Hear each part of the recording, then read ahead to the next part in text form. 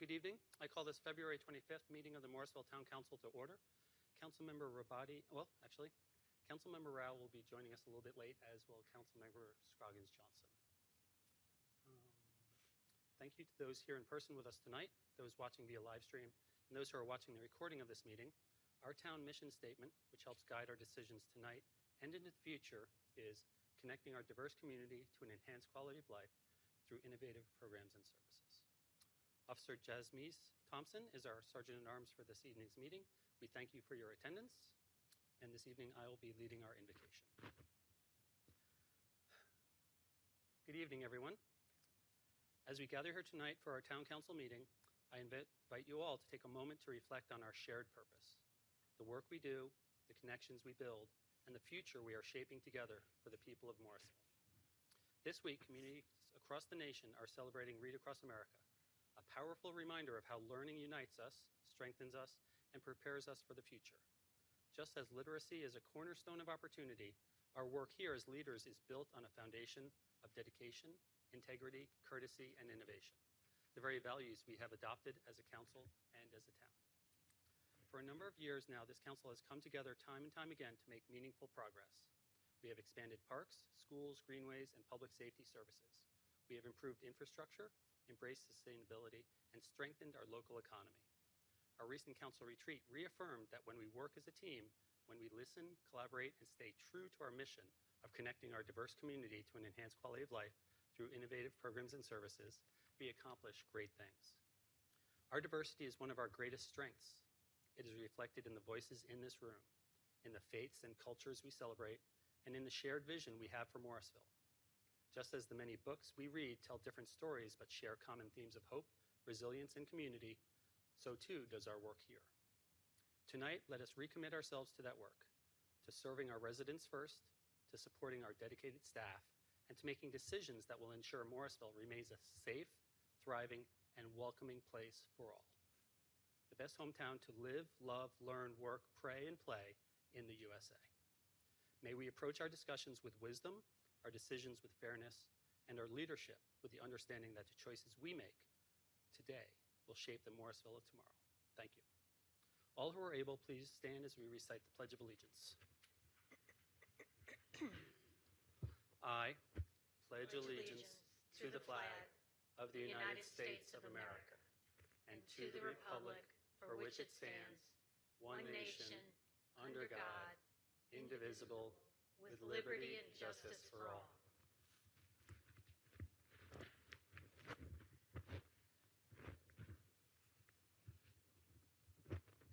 Okay. Before we adopt tonight's agenda, Town Council policy is to review and ensure there are no conflicts of interest or appearance of conflict of interest with any items on the agenda. Do any council members have any such conflicts that they'd like to share? I'd like to note that Councilmember Scroggins-Johnson has just joined us just in time for that, so thank you very much. So since there's no conflicts, is there a motion and second to adopt this evening's agenda? I'll make the motion. I have a motion from Councilmember Johnson, a second from Councilmember Rabadi. All those in favor, please say aye. Aye. Any opposed? Hearing none, that carries unanimously 6-0. There is one item on this evening's but thank you. I appreciate it. There is one item on this evening's consent agenda, approval of the January 2025 regular and retreat meeting minutes. Would any member of council like to pull this item for discussion, or is there a motion and second to adopt the consent agenda? So I just have a question. Sure. Is this with changes? Yes, with the changes. So I would recognize the town manager. Yes, ma'am. So I think Aaron shared an email with you that there was an update as to the language that surrounded some discussion around murals and other options there. So it was one sentence that spoke to consensus around both items as far as the icons and then also separately murals. So based on some council feedback, we separated those sentences. So the first sentence now reads that council had unanimous consensus around moving forward with icons and clarified that there was not consensus, but a majority that spoke to murals in 2026. Oh.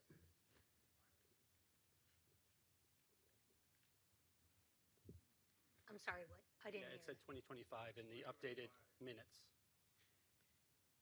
That's correct. So per the discussion, the audio captured from the discussion, there was unanimous support for staff to move forward with the icons as public art item in the current year.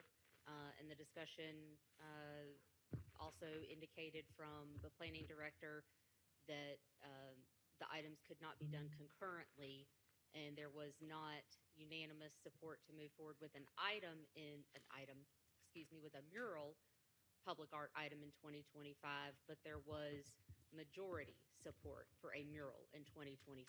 There were 4 council members who indicated that they wanted to see icons and a mural in 2025. So that's the 2 sentences that are indicated there now, whereas previously it was not as clear and detailed.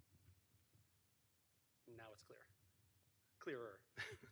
So, and that was actually my question, that wanted to know if staff had gone back and listened to the tape and verified. Thank you. Yes. Appreciate that. Are we okay with it as proposed by staff, or would you like to pull it? As long as staff has reviewed it, I'm fine with that. Okay. So after that discussion, is there a motion second to adopt the consent agenda? Okay. Motion from Councilmember Rabadi, second from Councilmember Fender. All those in favor of adopting the consent agenda, please say aye. Aye. Any opposed? Hearing none, that also carries unanimously 6-0. Thank you very much. We have 3 presentations this evening. Councilmember Rabadi will read the first, a proclamation recognizing Black History Month. Proclamation recognizing Black History Month. Whereas Black History Month is observed annually across the United States in February and serves as a celebration of African American achievements, as well as a time to recognize the crucial role they have played in U.S. history. And whereas in 1915, Dr. Carter Godwin Woodson, a noted African American scholar and son of formerly enslaved people, founded the Association for the Study of Negro Life and History, which was later renamed the Association for the Study of African American Life and History, ASALH. And whereas Dr. Woodson initiated Black History Week, February 12, 1926, which was celebrated the second week of February for many years, as this coincided with the birthdays of Frederick Douglass and Abraham Lincoln. In 1976, as part of the nation's bicentennial, Black History Week was expanded and became established as Black History Month. And whereas observing Black History Month provides opportunities to gain a deeper understanding of African American history, acknowledging the centuries of struggles for equality and freedom. And whereas Morrisville is particularly fortunate to have a rich, diverse culture. The Shiloh community was established in 1867, just 15 short years after Morrisville was chartered. Prior to the Civil War, 1861 to 1865, Shiloh was home to free African Americans. During the month of February, the town has emphasized the importance and impact of Black history in Morrisville through the lens of the Shiloh community by highlighting historical markers and greenway signage through social media and other resources. And whereas we are immensely proud of our history and diversity and will continue taking on the challenges to advance reforms and break down barriers, recognizing that despite progress, racial prejudice still exists in America. Now, therefore, the Town Council of the Town of Morrisville does hereby recognize February 2025 as Black History Month and encourages all residents to celebrate our diverse heritage and culture and continue our efforts to create a world that is more just, peaceful, and prosperous for all. And I'd like to invite Ms. Esther Dunnigan up front to accept the proclamation.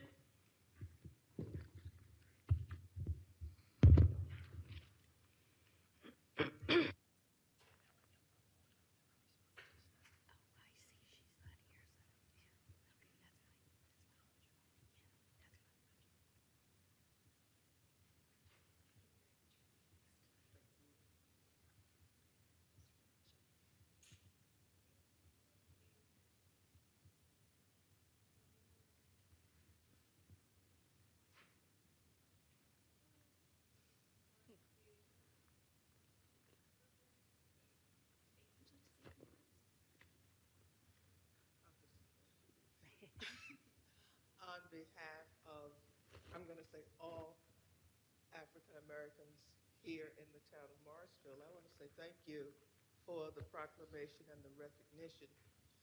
When you look at the history of this town versus the history of Cedar Fork community, you will find that free persons of color have been here since the 1820s. So we are very proud that the town still continues to celebrate with us African American History and Black History Month. So we want to say thank you to all of you for acknowledging this, and we ask for your continued support as we grow in cultural activities and the things that we do within the town. Thank you. Thank you.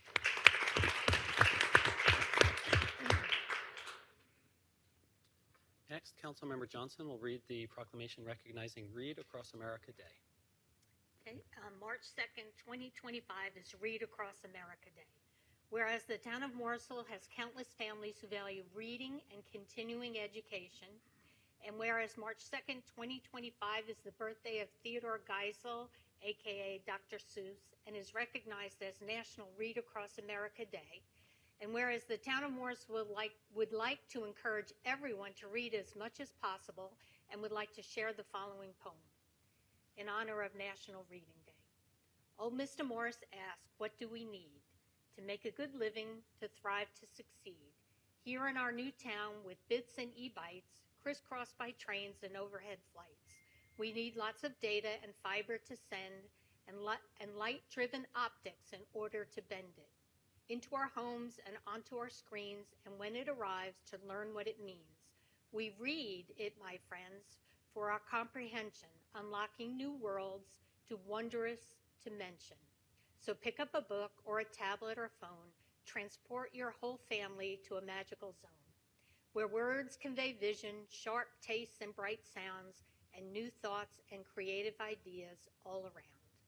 Now, therefore, the Town Council of the Town of Morrisville does hereby proclaim March 2nd, 2025 will be Read Across America Day in the town of Morrisville, North Carolina, and thank those who participate in this event. And speaking of participation, unfortunately, Helen Yamamoto from our Morrisville Community Library had a conflict and couldn't be here to receive the proclamation, but I think she would encourage each and every one of us to participate in this event by visiting our Morrisville Community Library right up the street. And she would, I'm sure, would encourage all of us to continue reading, and especially to read to the youngest members of our community. Thank you.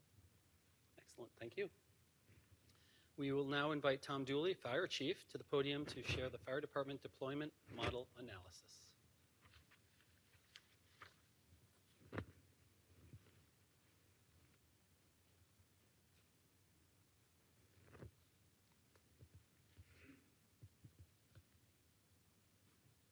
Good evening. Good evening. We'll just jump right into the deployment analysis if you're all right with that. Here we go.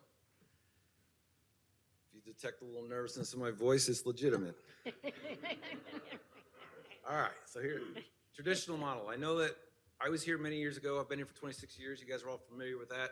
26 years ago, we proposed a quint concept. Tonight, I stand here as the fire chief to convince you to go back to a traditional model and move away from quint concept. And I hope to be able to explain that to you.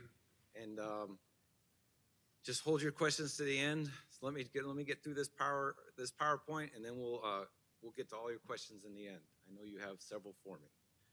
The traditional model advantages we want to address are the CAM relationship, how we work with our partners. You guys all know about our partnership with Cary and Apex.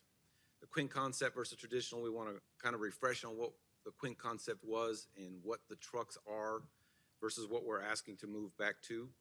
The built environment, the community's changed. We've been here for 26 years, and the community itself of Morrisville has changed a lot, and we're going to point some of those details out as well.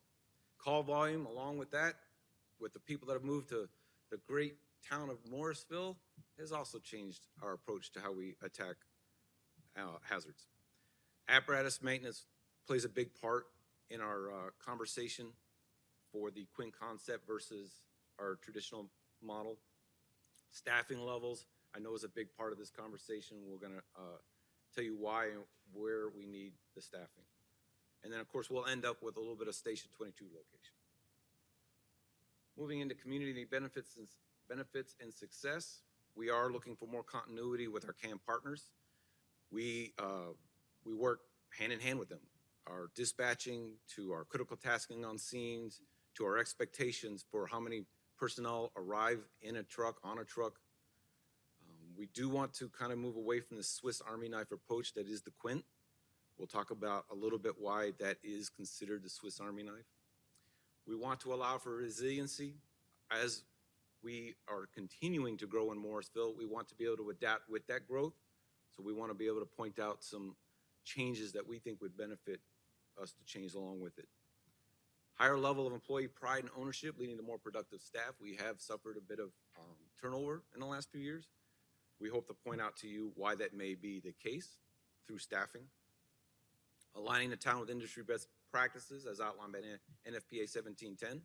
NFPA 1710 does speak to what is required for the safety of firefighters as well as the community for staffing and apparatus. All right, strategic plan. We did want to align with the town strategic plan, which you guys are very familiar with. As we pointed out, goal 4 and 5. I won't spend too much time on that as you guys are familiar with that. Fire department strategic plan, we are in the middle of developing. This is a kind of a forecast, what we will address in our coming strategic plan. You will see that again. CAM relationship, it's really hard to talk any emergency response with Morrisville Fire Department and not include our CAM partners with Carey and Apex. We do operate in a unique response model, being the Quint. It is different than what they respond with. It does create confusion in responses. It does create challenges in our dispatching. They are very accommodating. I don't want to imply that they're not. They are very accommodating to our Quint concept, but it does create challenges and changes that are required in our responses. It creates difficulty and lack of continuity when we try to develop our policies and procedures. We do have a guideline committee that's made up of 2 people, 2 battalion chiefs, or well, officers and captains or battalion chiefs. Sorry. We do have a committee from each department, members from each department that review our policies, and they work together to develop policies that would address all departments. We still keep our individuality, so we do still have our individual policies, but we also create policies that would establish a little bit of continuity the best we can on fire grounds. Dispatching of apparatus to all emergency types, we critical task all our emergencies. We go line by line in all the dispatching. We critical task all of that. How many people are going to be required to fill all the tasks of that emergency? Efficiency, effectiveness of firefighters. Again, with the CAM partnerships, they do have requirements of staffing. All their engines are required to run with 4 personnel. Apex requires 4 in their ladders. We are the outliers in that concept in that we allow 3 people to staff a truck and respond. So it does create a little bit of efficiency and effectiveness issues when we're on scene because our truck arrives with 3 versus their full complement that they may have. It also creates situations where they have to pay attention to which truck arrives on scene, whether it be our Quint or whether it be our engine, and knowing what assignments to give out for those apparatus and the order in that they arrive on scene. So it can kind of create sometimes a little bit of confusion for staff. And then also as we report to our credentialing agency and ISO, you guys all know we've done very well with that, but it does create a little bit of an educational period that we have to go through each time that we go through those processes to kind of explain to them what the Quint concept is versus what they're familiar with, and that's the traditional response methods. There are not many Quint concepts out there to refer to, so this is kind of a challenge every time we go through this. All right, what is the Quint apparatus? Just kind of as a refresher, our Quint is that Swiss Army knife. It does a little bit of everything, but it doesn't do any one thing really well. It does have a pump. It is carrying less water than a typical engine would, mostly in a lot of cases due to the weight, because you're adding the aerial device. The water supply, we have to carry less water supply and pre-connected. They do carry those, but with less of the hose. Aerial devices are minimum 75 feet, and the ground ladder minimum is 115. It's kind of important to kind of keep some of these statistics in mind as we kind of progress through this a little bit. The quint concept apparatus, that is a quint. Kind of to define what a true ladder is, its primary functions are for ventilation and rescue. We do use it for extrication, and it does carry a lot of equipment for rescue, a lot of ropes to get us started. It does have a pump, but that is primarily used for aerial devices versus, in a traditional sense, more used for the aerial device versus attack lines. It does carry 145 minimum ground ladder complement, and it has the aerial itself. So it's very specific to, rescue and ventilation. Getting up on roofs, getting up to windows, getting up to balconies, providing the ladders and the aerial. You'll see a little bit why it's important to have all the ground ladders here in a second. A true engine company, we did have to pull this because, we don't have one in service. So we had to go to town and carry. No? All right.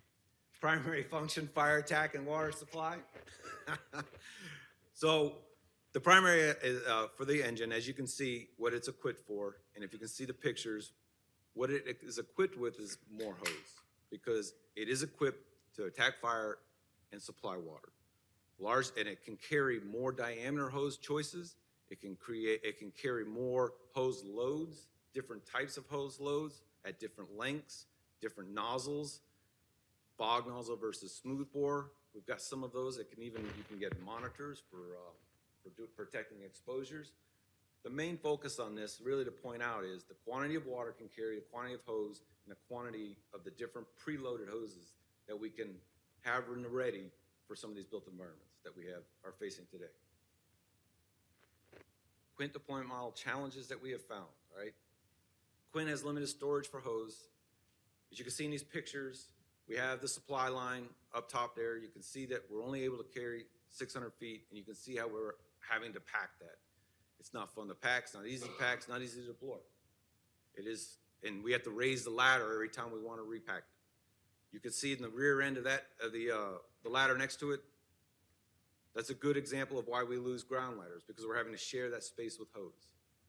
So we're sharing space with a hose, we have a generator there, and we have ground ladders. Not able to carry the full complement of hose, not able to carry the full complement of ladders. It also restricts us to deployment. We have one, a little bit of hose off the back, and we're taking other hoses off the middle of the truck versus having that full complement that you saw in that previous slide for a true engine. Again, the one down below shows that we're trying to fit hose and ladder all together. You can see that to adapt to some of the hose that we try to carry, we tried to add hose to the back of the truck. We had to put the ground ladders up high to the sides there. Not easy to deploy in limited space.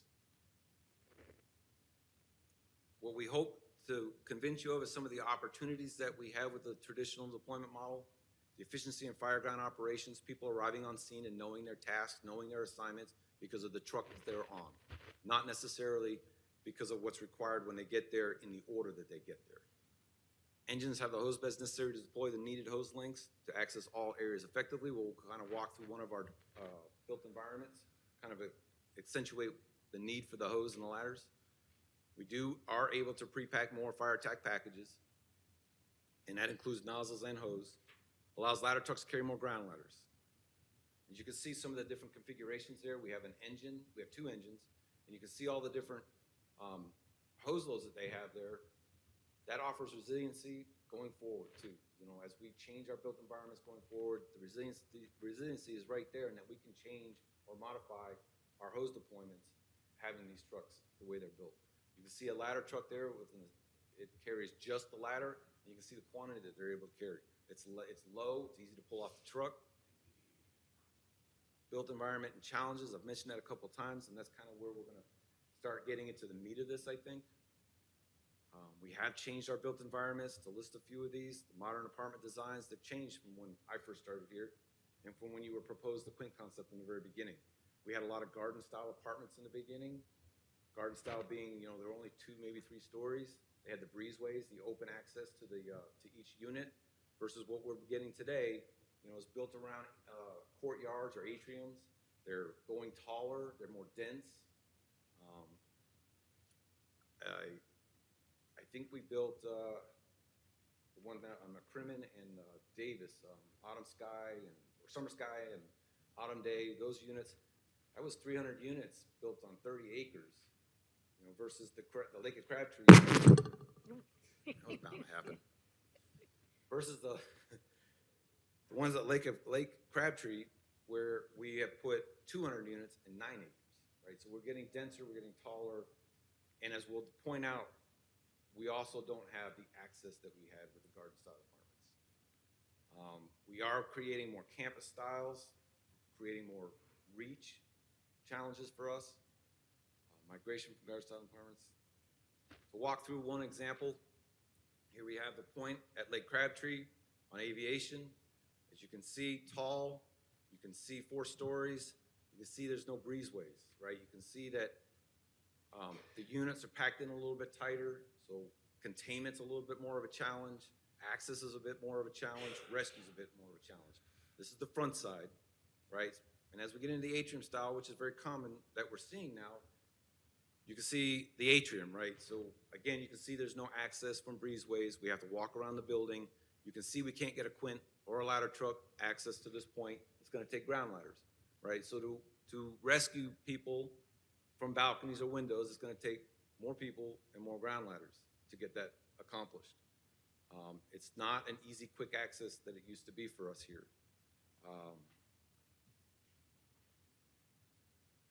Atrium, again, this is the inside of that same building. You can see the hallway spaces because we're going taller. We are relying more on fire department connections, which means we have to get the hose up multiple stories, connect to the end, the standpipe system to be able to fight fire. This outside view kind of illustrates the restrictions of access, right? People are living outside. They have these built environments outside to enjoy, fireplaces, cooking areas, hanging out areas. Well, that isn't a problem for us. It just creates, we need more hose links to get to the inside of that building than we used to need. We can't just pull up right in front of the breezeway and make access to all the apartments with a 200-foot cross lay. It's requiring now 300 feet sometimes just to get to the access point that we need. So again, just to reinforce why we need more hose on our trucks. Call volume demands, stepping this up a little bit. You can see in 2010 when we implemented the Quint concept, we were at 1,400 calls and 2,200 unit movements. You can see where we're at in 2024 at 3,700 calls and 6,400 unit movements. That's roughly for unit movements, 189% increase and 164% increase in call volume. Maybe not projected back then in 2010. Maybe they just didn't see that projection back in 2010 to grow like this. What does that slide represent? It represents a lot. I think it's important as we lead into the apparatus that we need and the personnel that we need, and that you can see as we're running primary units for ladder trucks, it's wearing them out. Not only is it wearing out our trucks, running that often, but it's wearing out people too. That's a lot of call volume. That's a lot of unit movements that we need to catch up on for our standard for staffing. Maintenance costs. This is something that was not projected, I think, in the original Quint concept. It's not something that was a well-known fact because we weren't operating like we are now with the history of all the ladder trucks. The red represents the ladder truck. You can see that's the most expensive to operate. With that previous slide, I showed you movements. Those movements directly correlate to the cost of operating that truck. You can see what it costs to maintain an engine versus the rescue as well. And it's a growing cost. As those trucks get more age on them, they're getting more expensive to maintain. Little things like 10 tires versus 6, and when they're $800 to $1,000 replace a tire, 10 versus 6 makes a big difference on a ladder versus an engine. We have to UL test, ladders every year. UL testing 100% of the time requires a repair to be made to stay within the UL standards. It also results in downtime of the truck. If you get a truck UL tested and you have to send it for repair because it can't be done on site, roughly that's a month out of service that it's spending. So we're having to put an engine in service that we have or a reserve truck in its place. The apparatus replacement challenges. This is important to the next slide that we're leading into. I think that this takes FY 2018 and 26. So that's an 8-year difference on what the apparatus costs today. We've called manufacturers to get these numbers. An engine back in 2018 was $600,000 versus $1.1 million it is today. This is important to kind of let soak in a little bit. You know, ladder trucks and quints, as you can see, they've doubled as well, or they have doubled at 2.2 and 2.3. So the cost is outpacing, the cost of a ladder is outpacing what an engine costs. So why is that, where does that play in for us is the current apparatus replacement plan that we have based on those numbers and that increase in numbers. If we buy the ladder truck this year for $2.2 million or what we're proposing, instead of the ladder to buy 2 engines for that same amount, where the cost savings comes in is in that 12-year rotation. So we're looking at spending that money on 2 engines right now, and the benefit to that is we found a way to get a second unit for engine or station 2. And we have also reduced the cost overall in a 12-year cycle of the apparatus replacement, because if you forecast to 2038, it will cost roughly $5 million to replace that ladder truck, versus if you take those same percentage increases and apply it to the engines, it would cost us $3 million. So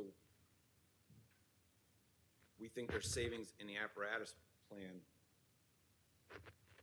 Staffing, industry standards of the NFP 1710 says that there should be 4 people minimum on an engine or ladder truck. We currently right now allow and quite often run 3 personnel per truck. We are not meeting the NFP standard of 4 people per truck, which also speaks to sometimes as to why the retention isn't what it is and why another department might look attractive. Departments that advertise their staffing with 5 people per truck, you know, that's safer. It's a little bit less work and a little expectation that they have of those firefighters. That is used as a recruitment tool by other departments. CAM partners, like I mentioned before, they do have apparatus in their fleet that they require a minimum of 4 to staff or to be in service. Now they do differ. Carry is the engine and Apex is a ladder. We currently do not require 4 people on any of our vehicles, on any of our trucks. We will go to 3. Recruitment and retention, you know, the other thing to point out that is a difference between staffing of today versus yesterday is that there were some calls we could run 2 people on a truck, and that is just not the case anymore. There are no calls we can run 2 people on a truck. And some of that Quinn concept was sold on a 4 on the front line and a 2 on the chaser unit, right? And that combination, they were meeting their goals. But that's not the reality of what we're seeing today in call responses. And it is not meeting the critical tasking that we have with our partners of Carry and Apex.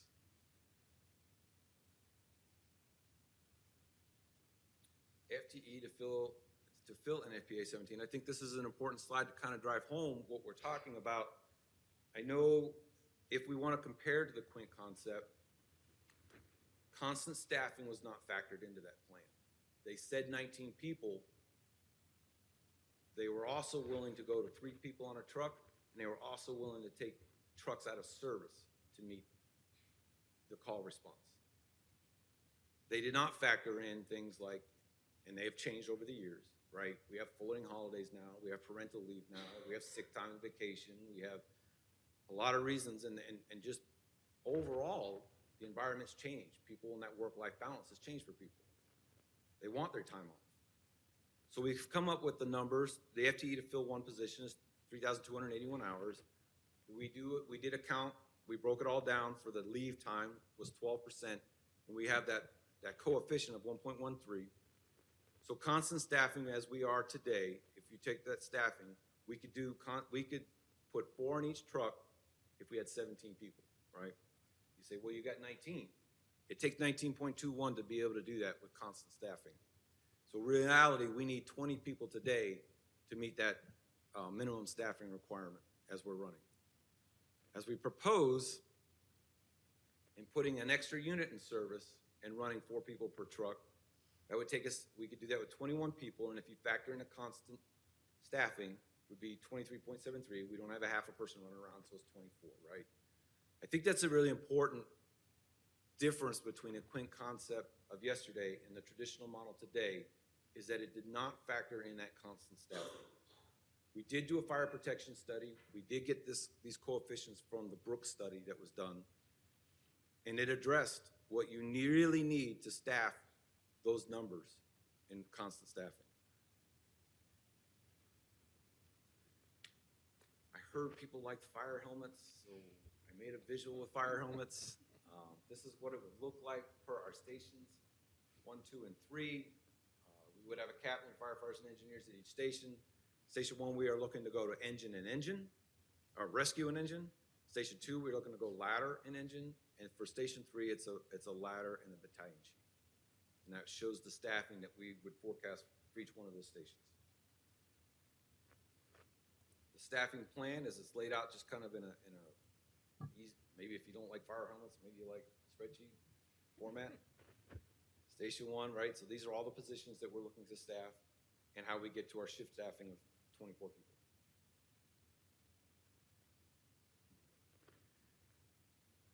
The annual personnel request, as we laid it out, in 2027, if we get to 20 people, we can staff our trucks with 4 personnel as we run. We run 4 main units right now. Out of Station 1, we're doing the ladder and the rescue. Station 2, we're doing an engine or ladder, and in Station 3, we're doing a ladder and a battalion chief. That's how we're currently running.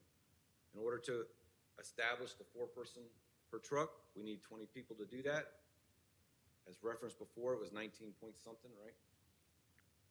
In 2029 starts the staffing preparation for Engine 22, and we kind of need to do this in kind of in a breaking up into pieces, because with that turnover, we have a young fire department, right? So we need time to train people. We need people to get experience. We need to be able to promote within for those future positions that are coming for another additional unit. The addition of an engineer allows for Engine 22 to be in service when staffing allows. So in FY30, with the engineer, we would start to staff that truck when appropriate, when the staffing allows. Until that point, we would be a little bit heavy on trucks. But in 2030, we start that movement towards putting Engine 22 in service. Engine 22, and then in 31, with that additional captain position, or engine, with that additional captain position, we would be able to put that truck in service at all times. So no more part-time in service when staffing allows, it would go into service all the time. And then in 3032, we would have the complete build-out where we would be back to 4 people per truck. Station 2 relocation, NC 54 widening and McCrimmon widening project starting in 2026. These are all points to be made for the upcoming proposal for Station 22 to relocate. Its proximity to Station 23. We need to put a little bit of distance between those two. Concentration of building stories, 3 or more. I'll show you a heat map that will show the call volume, and it'll show you the concentration of taller buildings. And it's access to I-40 and 540. From responding from Paramount Parkway, you can see from this map right here, those dots represent our tall buildings. As you know, back there in Carrington and all of that back there, that they've built 6-story buildings. That's where our concentration is. The star represents where we would put the new station. And as you can see, it's just right there in the middle of all of this. So that's a great spot. I didn't select it, but I think it's a good choice. I wasn't here then. All incidents by fire districts. We kind of broke this out 2014 in 5-year increments. The heat map, as you can see, if we move where that star is, moving that station would put it right about where that hot spot has been for all since 2014. Again, just reinforcing the selection point for that station being a good one. All right. So deployment model goals. Replacing a ladder with 2 engines will save us money in the long run, that 12-year rotation, right? It won't right now because we're looking to buy 2 fire engines in the event in place of that ladder. But as that 12-year period rotates, on the back end, when we're not having to buy a ladder and we're able to buy the 2 engines, there should be a cost savings that we see there. Replacing ladder 21 with an engine and adding an engine to Station 2 will reduce maintenance costs by reducing calls run by a ladder truck. The call volume and the movements have increased to the point where the wear and tear on the ladder truck being that primary function, and in that Station 22 is the only unit running, this would help to alleviate if the engine out of that station could start sharing a load with that ladder truck. Bring consistency of operations in the CAM model, both for critical tasking, dispatching, and policy and procedures. We want to achieve staffing compliance with NFPA 1710, which I think is also an important factor here. We were not making that argument in 1710. We were not making the argument for 4 people per truck. And we were not making the argument for the constant staffing in order to make that happen. We were trying to do a jack of all trades truck combined with a chaser unit behind it. And that's just not the reality that we have in our environment today. Provide increased resiliency to the changing built environment and seamless interpretations for accreditation in ISO, which we spoke to earlier. Next steps, FY26, start implementation of the new plan. That would be, if this is something you guys can get on board with, we would buy 2 engines versus the ladder truck. That would be the first step. Beyond that, we start to get the staffing for the trucks. And then we continue to monitor it and we get the questions, which I know we have, and I'll do my best. So let's fire away. Excellent job. I'd like to recognize Councilmember Rabati to start us off. Okay, Councilmember Robati. Here we go. Here we go. So is the Quint truck currently in service? Like, what's it doing right now? So that's a good question. I know the Quint concept was at 19 people. The impression is that the Quint concept is in place. And the fact of the matter is at 19 people, our Quint concept is not in place. And it's not in place because we do not have a secondary unit in service at Station 3, and we do not have a secondary unit in service at Station 2. So as we stand with 19 people, accounting for all the time off that we have built in, right, we are not meeting those. We do not have the staffing to staff 2 more trucks at Station 2 and 3. So as we stand today, we would, even if we stayed Quint concept, even if you really were attached to that terminology, we would still need to hire up to 24 people to get those units in state, to get those units in service, and to get the staffing to 4 personnel. Okay, so I'm specifically asking about we bought a truck, right? Quint, that's right. Yeah. That's so, right. I'm sorry. So is that truck is it just sitting there, or what? Oh, no. Okay. No, we're using the trucks. Okay. No. So we want to adapt the replacement model, right? So we still use those trucks. So if we bought an engine for Station 21, that engine would go in service with the rescue truck, and that ladder truck would stay within our fleet. It would replace 919, which is our old ladder truck. Station 2, we would still maintain a platform, which is up there, and that would still run as a ladder truck, and we want to supplement that also with an engine truck. And then we would still replace Station 3 as this deployment model. As I'm presenting today, the intent is still to maintain that as a Quint, a ladder. For the environment, RTP. Did I answer your question? Maybe, but I'm going to ask it again because I don't think I understand what you're talking about. The Quint concept is based on a Quint fire truck, right? Right. The Quint concept has the ladders, it has the ground ladders, it has the aerials, has a little bit of the pump, has a little bit of the hose. We are just making the case that we want to go more specialized in that truck, a ladder truck with a full complement of ladders, which would be at Station 22, and then bringing in that engine for our future build environments to have the hose loads, supply lines that are required, and even, as we get into these tighter spots and you start building your town center, to have, it would increase our accessibility, I think, in those tight spots. So you would take the hoses out of that truck and just turn it into a ladder truck? We would still maintain it as is. We would still use it as a Quint truck. Okay, so we would buy 2 more trucks. Okay. All right. I'm sorry, I'm really trying to understand what we're doing here because, maybe I'm just, it's a lot of money, so let's make sure I understand it completely. So there would be stations where there would be a Quint truck and an engine and a ladder. Is that right? There would be a truck, there would be a station with a Quint, a station with a ladder truck, and a station with an engine. So we currently don't run an engine. Right now, we're currently running Quints, all ladders. So what we're trying to do is incorporate the use of an engine as a first out, right? So we are trying to supplement our fleet with the engines, which will bring those hose loads, which will bring those supply lines that we need. Okay, and the ladder trucks are the ones that do rescues of people, and the engines are the ones that carry the hoses and the, Right. okay, and then there'd be a quint that could, I guess, provide backup Does a little bit of to either everything. one. So it does carry hose, it does carry ladders. It does. It does both those functions, but just a little bit of each. Just a little bit. It doesn't specialize in one or the other. So are there calls where you would still be sending out that truck as the preferred truck, or would it be a backup? Until we get the vehicles replaced, it will be a frontline truck. As we're able to replace them, yes, at Station 1, it would move, that truck would move to reserve. But we would still utilize a quint out at Station 3. We run it out as a ladder, but we would still use the versatility of the quint out there. Okay. All right, and could you just go back to slide, I think it was slide 17, the one where you had the heat map and the current fire stations? Okay. Okay, right. So right now in 2019, okay, 2024. Okay, so we now have 3 fire stations, and we're building a 4th, and that's right by a heat thing. Okay, so is this one fire station So covering? we're just replacing Station 2. We're not gonna have 4 stations. We're gonna have 3 still. That's a good point. But is this, so this one station is covering 2 hotspots? That one station is in the middle of 2 hotspots in 2024. That's correct. So how does that station cover two hotspots?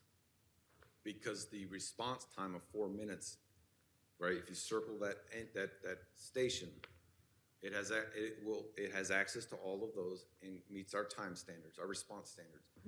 And if we have 2 units, which is part of my case here, 2 units out of that station will help to respond to those hotspots.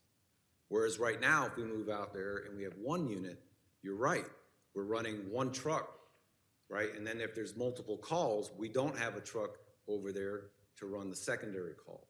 So that is part of the argument to make, that we want 2 units at that station. And those hotspots exist now. They're not Correct. future buildings or anything. They're actual today hotspots. Yes. Okay. All right. Thank you very much. Councilmember Fender, followed by Councilmember Johnson. Okay. Couple of questions to follow with what Councilmember Robati was asking with regards to the quints. Okay. Because I understand where she's coming from. But so currently, how many quint trucks do you have? We have 2. Two We have quint- 2 quints and we have 1 ladder platform. Total? We have have more total, than that. okay. Total, we have 2 quint counts, true quints. We have Okay. 2 of those. We have 2 platforms. One's in reserve. When you say platform, what do you mean? That's the bucket. So is that the ladder? That is a ladder. That's That is a ladder. That is a ladder. Okay. So you have 2 quints and 2 ladders. 1 is in reserve. That's correct. Okay. And then what else?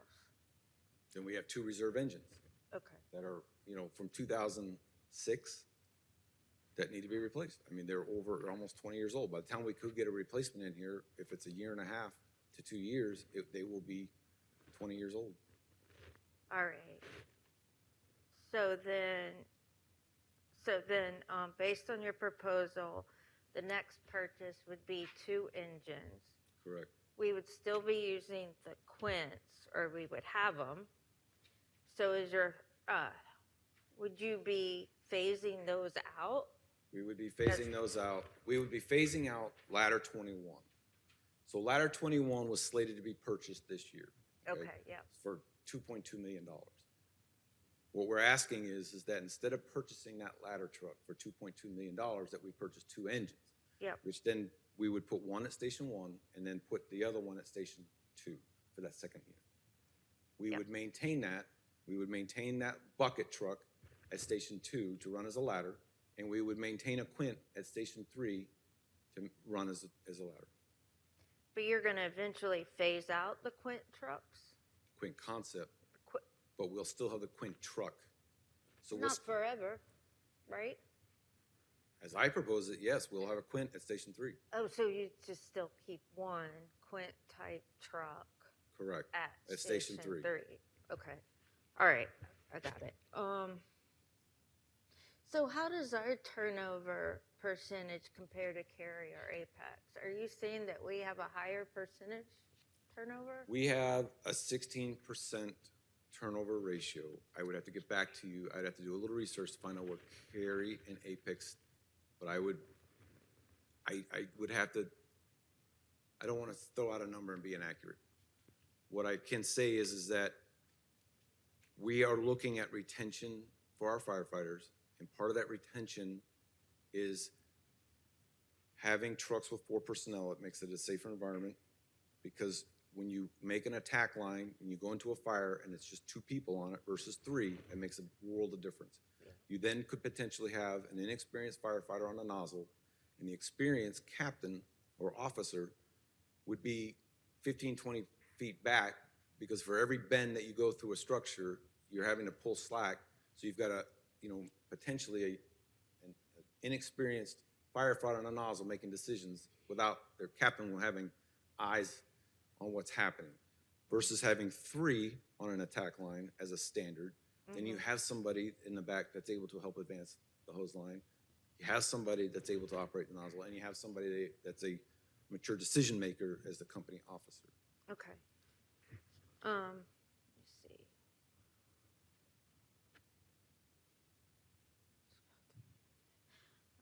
So one more question. Well, okay. Actually, I got 2 more questions. But so at the time, what was the reasoning for going to the Quint model? Well, when we originally went to the Quint model, I think the proposal was that it would save money. Okay. Okay. I'm not necessarily making that full sell as we're trying to save money here, but I am saying that that Quint concept, as it was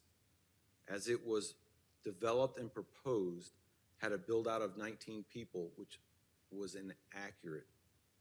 19 people did not account for constant staffing, did not account for the leave that we were experiencing with our personnel now. So I would argue that that 19-person build out was not accurate. It should have been higher. Okay.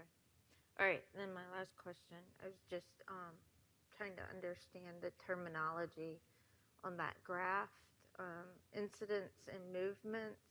Yep. What constitutes a movement? A movement is any, okay, so when we get a dispatch call, one call could result in 3 or 4 movements of trucks.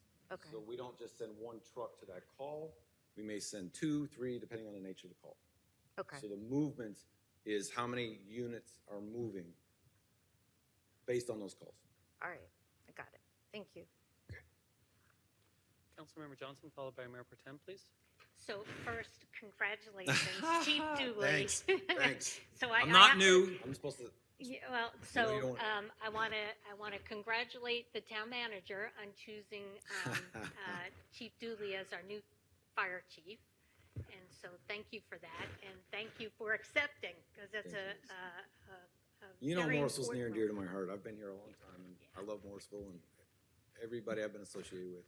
I know you've been here almost longer than me, right? No, maybe close. 25. So you beat me by Okay. a couple of months, I think. So great choice. Thank you. And you did a fabulous job. So Okay. thank you for the presentation. First time as fire chief in front of us. You did a great job. We're taking a big swing here too, aren't we, for the first one? Yes, you are. Yes, you are. And actually, Councilmember Fender, I'm gonna start where she ended. Okay. Where I appreciate the comments you made about why was the decision made to go to the Quint concept. And I appreciate you explaining that as you went through the presentation, because town manager knows that was my heartburn, because I was on council when we chose, and that was a big switch back then, by the way. Right.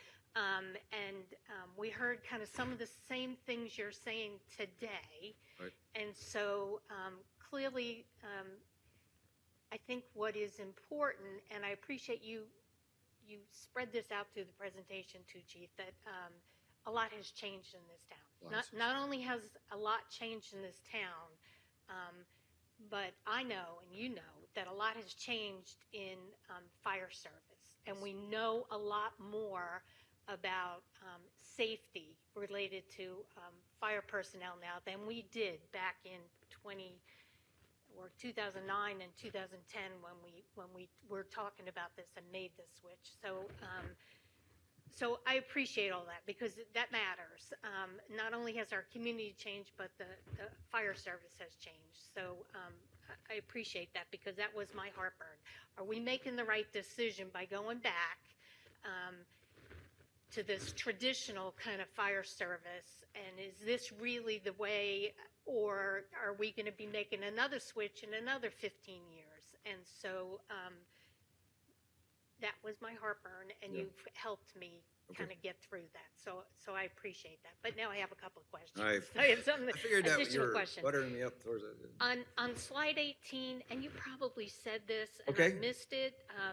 The slide 18 shows the apparatus replacement challenges and the cost associated with everything.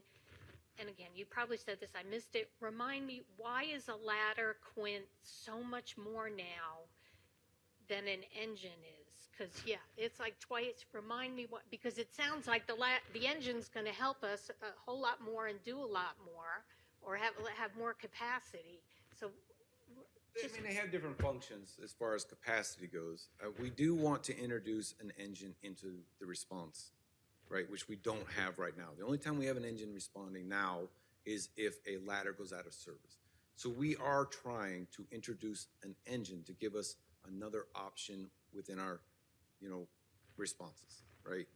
So why they've increased, I mean, I'd have to really drill down a manufacturer to find out why exponentially the increase on cost of a ladder versus an engine. But I will say there's just more to a ladder truck. There's all the functions, there's a pump, just like an engine, right?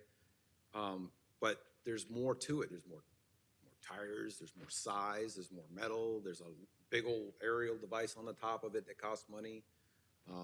There's a lot more safety standards that they have to meet as a ladder truck versus an engine. So I think all of that builds into the cost of a ladder truck, but why is it exponentially growing faster than maybe anticipated? I would have to really dive into that with a manufacturer. I can just go by the prices that they have supplied us. okay, that's fine. That's fine. But I think in your presentation were clear about we would gain more by going in that direction because of the development here in town and of the capability Yes. that's lacking today in that ladder quint truck. We want to be flexible, right? But we want to be flexible in our units that we're putting on scene. Each one specializing, doing well what they're intended to do, an engine, a ladder, as I explained, versus that Swiss Army knife approach to all units showing up, being able to do a little bit of everything. So Okay. I think also the apparatus maintenance costs, as we're experiencing, they're high. They're really high. And, I did maintenance for 3 years before fire chief, and I can see the labor costs are rising. It's $175 an hour to get somebody to work on it. The UL testing, I brought it up before. Seems kind of silly, but even just tires on an entire fleet of ladder trucks is expensive. So the cost of maintaining and running ladder trucks. In addition, you've got a ladder truck at Station 2 and it's running all of its calls. There's no secondary unit. That's a lot of wear and tear we're putting on the ladder truck. Okay, thank you for that. And I also hear the partnership we have with Cary and Apex in this CAM model, and making sure that you're all as consistent as possible. I hear that. Yes. That is important. And that's a big factor that we're after as well, is that consistency with our CAM partners. With Cary and Apex, we are looking for that. We are the outlier, and they are accommodating. They really are. Every conversation we have, there's always something we have to accommodate Morrisville for because, well, they do it a little bit different, or they show up a little bit, and that's okay. They're okay with it. We worked that out. Obviously, we've worked that out. We've done very well as the fire department, right? But yes, to get more into that traditional sense with our CAM partners, I think would add more consistency, just better fluidity on emergency calls. Okay, thank you for that. And then just the last thing I have, on slide 24, where you talk about annual personnel requests. So in FY '26, nothing, but then almost every year for a couple of years thereafter. So, okay. That's right. We had to balance what we want, right, with also the development of staff. I mean, even if you said, you can start tomorrow hiring all the people you need, we really want to be able to, bring them in and figure out their skills, develop their skills, learn Morrisville. It would take time to truly get them to the experience levels that we need. That is also something that, we've had to address within our fire department is, we have a lot of inexperience moving through the ranks. So we want to make sure that we do this in a proper way, that we're spacing this out just enough to be able to get those people hired, to be able to maybe run an academy so that we can keep our broad net cast for bringing good people into our fire department, but also taking the time to make sure that they get backseat time. They're riding the backseat as a firefighter. They're learning their craft before they move on to driving, which seems to be what we always need, and we push them a little bit faster. So having the staff, having 4 people, it allows us to do this. Right now, we're only 3 personnel, and that's just, it's not. Okay, thank you for that. And thank you for this. I think it's helpful for me, not only for the fire department, but for every department. Yeah, quite frankly, it's helpful to me to see future projections. I think that's helpful dealing with the current budget year when we're looking at future projections too. So, okay, thank you. I appreciate it. Mayor Pro Tem Garamella, please, followed by Councilmember Scroggins-Shelton. So, congratulations. Thank you, Satish. And just the move, and then everyone from the fire department to the WIC. I'm sure Everybody's fighting over the opportunity to drive you to the commissioner meeting. Oh yeah, absolutely. So I'll start with where Liz left. Can you go to the repair, like those Okay. costs? Again, I am using my engineering hat here. All right. So my questions will be geared towards that. Okay, so if the costs are like 187, 252, and 225, Right. and that this is just our Morrisville cost, and then I'm assuming just as a basis, you use the CAM model, so they will also be spending 250K or more, but I just baseline, okay? Right. So 750 carry, total like 750K Okay. approximately. So why can't we have mechanics in-house, so that all these, can be done? Because I honestly, it's the best buck for the money, he won't be occupied, but if you have within a model of 3 Right. entities to do it, 1 or 2, still the headcount is much less because most of the time it is the labor that is expensive. It is, even though as we stand today, we would still be asking for those people, mechanic shop or not, to save, the maintenance or keep those trucks in service. However, with that being said, it is something that we could explore as an addition as you look at the apparatus maintenance costs. Is there an opportunity to partner with our CAM? Maybe. We could look into that. They do have a shop that just opened within the year. Is there a cost share for a mechanic in our future? Maybe we could talk about that. Yeah, I'm not talking about the Quint and this one. So Okay. keep that separate. So when Okay. I'm telling a mechanic, it's only mechanic, not trying to take any Okay. of the staff from Okay. there. So I Okay. want to baseline that because the cost itself pays for it. Even Right. if you pay 100K or 150K, Right, right. that guy will be working for a whole year, and it will be much better having in-house. And It it's like, would be, we just need a facility to be able to work on a fire truck, which we currently don't have in Morrisville. So we would have to seek out an opportunity to share space, and that may be a possibility. the new public Yes, well, works. yeah, maybe. Okay, Okay. So now I'll take a note. So now the second question I have is, and again, I'll make it funny. When I can't take my bicycle, I put a bike rack right at the back, Okay. and then I can attach up to 4 bikes.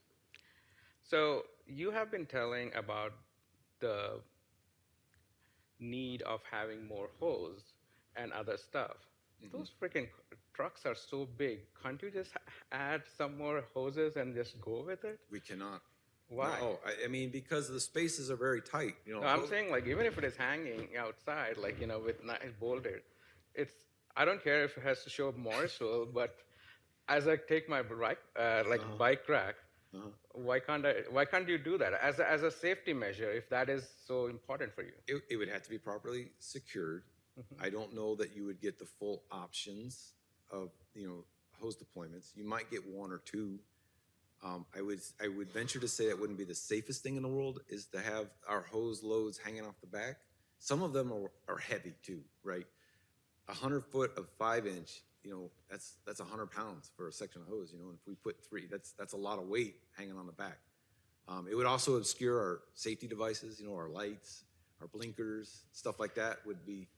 Ben, okay, I don't want to go. I get it what you say, but when those construction guys, they have like these big coolers in front of them, and they go all over. So Yeah. I'm just saying, Yeah, okay. if it is something that could be taken, that would Okay. be much. But I think good presentation. Thank you. Okay, thank you. Councilmember Oh Scargill? no, I got one more. Oh. I got one more. Actually, that this is the important one. Actually, we have Bob Zudima here, Brandon's dad, and I was just talking to him a couple of minutes, and he has been a volunteer firefighter for almost 50 years. You said like he have been, so the presentation, will go a long way. And actually, you can take tips because he raised a lot of money through volunteer fire services. All right. Yes, we'll get together afterwards. As long as you're in support of this, right? All right. See, there we go. Thank you. And both his kids are in law enforcement, so I'm Okay. just telling you. That's Thank it. you. Okay. Councilmember Scroggins Johnson, please. Well, I will also say congratulations. Excellent presentation. You were able to meet the needs of visual learners as well as audio learners, and with both fire hats and tables. So that was very impressive. I have a couple questions. One is, do you, based on the modeling that you presented, we are going to probably stay with 3 fire stations, although Fire Station 2 will probably be moved due to the NC 54 road expansion. I think that's important for people to understand that, when they start to hear about a new fire station, it's not Fire Station 4, Correct. it's a Correct. displacement of an existing right. one. And that's going to have not just equipment costs, but Right, other that'll have costs as profound, well. yes. Yes. Also, so the 19 is based on 3 fire stations, and when the Quint was introduced before me, but I was aware, that was 19 the number that we've built up to, Yes. and it was a smaller department back then with 2 stations. We had 3 stations because we were out that's there. the shared station. I'm sorry. That's correct. Yeah. And before that, it was what is now the auto shop. So we did start off at a standalone station, but it's still 3 stations. What was your question? And I'm sorry. So I just wanted to know if the 19 was based on the 3 stations. So it sounds like Yes. we've had 3 stations for a long time. We did.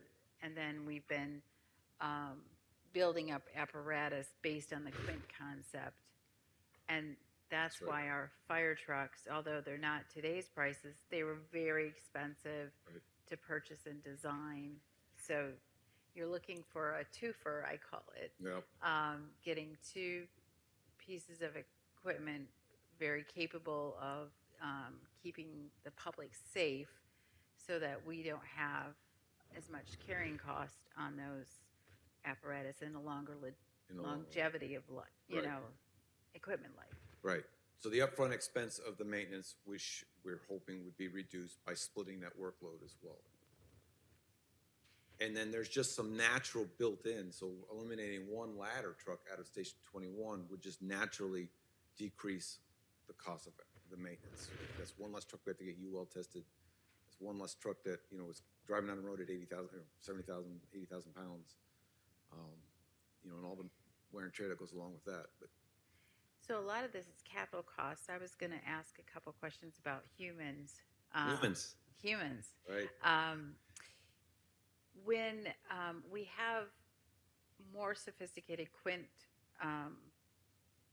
trucks, everybody needs more training because you have to learn all the different functions of That those is trucks. 100% correct. So as we become a little more simplified in our modeling, we'll be able to recruit and train and get people out on the road to where they need to be at a much more efficient manner And as that's well. an excellent point, right? Even with our driver development, you know, you go from the rescue truck straight into a ladder truck, which is really difficult. That's a whole different animal to drive. And that's how people are learning, is on one of the hardest trucks to drive. So having that step process of having an engine in the fleet would do wonders for even our development for our drivers and engineers, 100%. So I think that is a really big benefit of this model, and it would also help. And you alluded to retention. If the the turnover rate is 16%, that's just a lot of training that people have to go through, and it's a lot of you probably have gaps in hiring, and there's a lot of churning that goes on. So to have a more stable team that's more satisfied with their work and able to have job growth is a benefit to this proposal as well, in my opinion. It is. And there are some people that are built for rescue. You know, there are some people that are just built to hang on the sides of buildings with ropes. There are some people that are just built for that ladder truck company. They want to do ventilation. They want to force open doors. And there's some people that are just built for an engine company, like hose pullers, fire attackers. And that speaks to the whole picture of our recruitment and retention, is to have the ability to offer something to everybody. Not everybody wants to be up high on a ladder truck. You know, there's a lot of different functions on a fire scene that this allows us to do. It is a very diverse set of skills that you have to train on for sure. And then the quint just makes it that much more complicated. So I really appreciate you kind of walking us through this scenario and the benefits that we could reap from getting 2 for 1 engines. And also, I'd like to say that it is a seamless transition that you're here and presenting to us, and very impressive, and I'm really, really pleased. Thank you so much. Right. Thank you. Thank you. As I said, that was a wonderful presentation. I very much support this. Councilmember Scroggins-Johnson was the chair, and I was the vice chair of PSAC when Todd Wright was bringing this forward. So it was a really great idea at the time. The environment has changed so much. It has changed, and Chief Wright did what he thought was right for the future of this fire department, and for a long time, it has served us well. Yeah, so it's been great. So I think that your plan now is really the best way to take us forward. So I think you've heard consensus that we're all generally supportive. Councilmember Abadi, did you have something else? Because your tag was up for a while. Okay, that's wonderful. So I think you've got general support from the council. That's what you're looking for. That is what I'm looking for. Town manager, do you agree? Is that what you heard? Okay. All right. And thank you for the well kind done. words. I do appreciate it. You bet. Oh, we won't be nice in the future? We'll see. Okay. At this time, we are at public address. I'd like to recognize the town clerk. Do we have anyone signed up for public address? We do have a couple of individuals who are here and signed up for public address, but just to inform you, I've actually forwarded one public comment that was submitted outside of the required middle window via email. Harrison Kiesling, who resides at 402 Mannington Drive in Morrisville. In summary, Mr. Kiesling described his attempt to use the Morrisville Smart Shuttle, noting fluctuating and increasing wait times that led him to seek alternate transportation.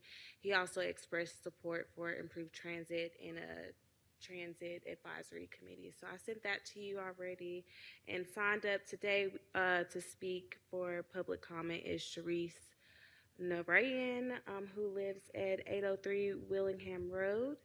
and William Dukowicz, who lives at 1112 Justice Walk Avenue, both in Morrisville. Okay. Thank Excellent. you. So I'm going to read my little thing, and then we can bring the first speaker up. Sounds For great. those who have signed up to speak, please approach the microphone, stand when your name is called. Begin by stating your name and your residential address and direct your comments to the council. Each speaker is allotted 3 minutes to ensure everyone has a fair opportunity to share their thoughts. A timer will start after you state your name and address, and a buzzer will sound when your time is up. We appreciate your cooperation in helping us manage time fairly for all our participants. And at this time, I'd also like to recognize that Councilmember Rao has joined us at this time during the meeting. So welcome. If you want to call the first speaker to the microphone, I appreciate it.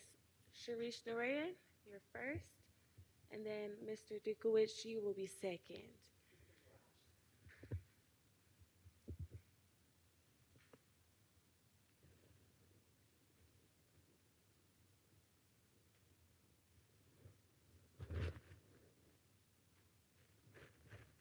Good evening, Town Council and all the members over here sitting and listening. My name is Suresh. I live in 803 Willingham Road, Morrisville, and been a resident for almost 22 years over here. My journey started on this topic almost in August of last year, before I went on vacation to India for a trip. So it's now we are in February. My contention is that when I was working, I used to travel on Parkside. We went on early in the morning, never realized what was going on, always getting onto the road and going to work. But since about January or February this year, last year, I started taking this, all the yoga classes, and I started observing what was going on the road. And to my surprise, I found that at the school time, the lights were not flashing.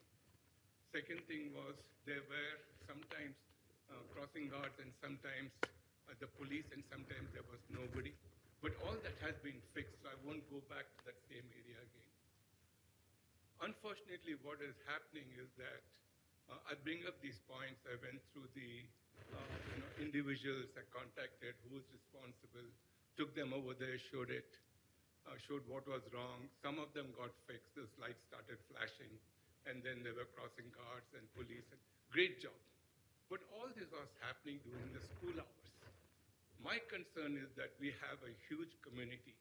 We have a clubhouse, we have tennis courts, we have the swimming pool, and we have the volleyball court. And in the school premises, they have a park where children go and play in the evening. So what is happening is there's no speed indicator like your car speed, like it says you're approaching, your car speed is 40 miles per hour or something. My request is that why don't we put a speed indicator to slow down the people who are coming on this road so that they are in the 25 to 30 miles range. There are speed bumps, what is that, speed tables they call them. There's a lot of things that is there near the clubhouse, where you have a signal, you can press it to cross the street. But on Corsair and Mamington Road, there is no such signal. So my question is, you have a huge community, a lot of children cross that road also, and there's a crossing guard in the morning time. But why not we have a indicator where the people can press the button and then cross it. I went through the Safety Advisory Board, went through the whole process. And this is my last stage. I'm coming in front of the council that we need to do something because they read me all the rules and regulations. Oh, you need to go to the council. They'll make the decision. That's why I'm here requesting that let us take care of the small children and also the aged people who are trying to cross the road. That's all that I have. Thank you. Thank you. Mr. Dukowicz, you're next.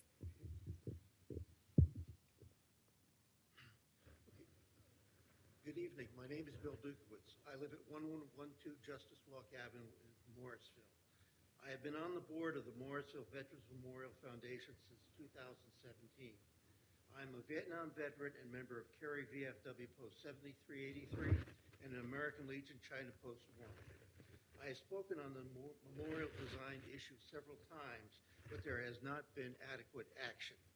There are issues with the project that require town council attention. I again speak about the Veterans Memorial Project, which is not going well. Fundraising for construction has been anemic. Since 2016, the foundation has raised $66,548. The town council wanted to be helpful and paid for a design in January 2023, but the community has not embraced the design. The project is not attractive to corporate donors. To date, the foundation has only received $12,000 in grants from corporate donors.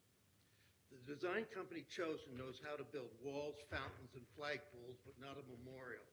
They do not know how to cooperate and partner with the community on a memorial design. It has been 2 years since the town council endorsed the current design, and very little has happened.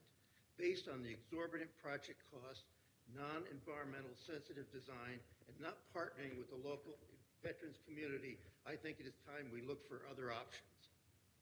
The Vietnam Veterans Memorial in Washington demonstrates the power of a partnership between government and the community. In Cary, 1,000 plus volunteers have worked on the Cary Tree Archives. Government and the community working together is a proven concept that can work in Morrisville. Battlefield chemicals like Agent Orange and the burn pits of the Gulf War have had a tremendous impact on veterans. I receive a VA disability pension for Agent Orange exposure in Vietnam. All the veterans I talk to feel that the memorial should respect the environment. The current design does not respect sustainability. It is clear that the current design has not stimulated fundraising and should be reviewed. The veterans community is more interested in a natural memorial rather than walls, fountains, or stone monument. Instead of hiring a design contractor, why not partner with the community and use the Cary Tree Archives as a model to build the memorial? The veterans community is grateful the town is offering a prime site. Using Cary Tree Archives as a model, the veteran and environmental communities can work together and build a memorial for far less than $928,000. To help explain what a community memorial would look like, we purchased the domain https://memorial-options.org. We built a website to help the community understand and visualize the superiority of a community-designed memorial over the current design. Thank you. Thank you. Was there anyone else who didn't sign up who was interested in speaking to this body for up to 3 minutes? Okay, if you'd please let the town clerk know your name and address.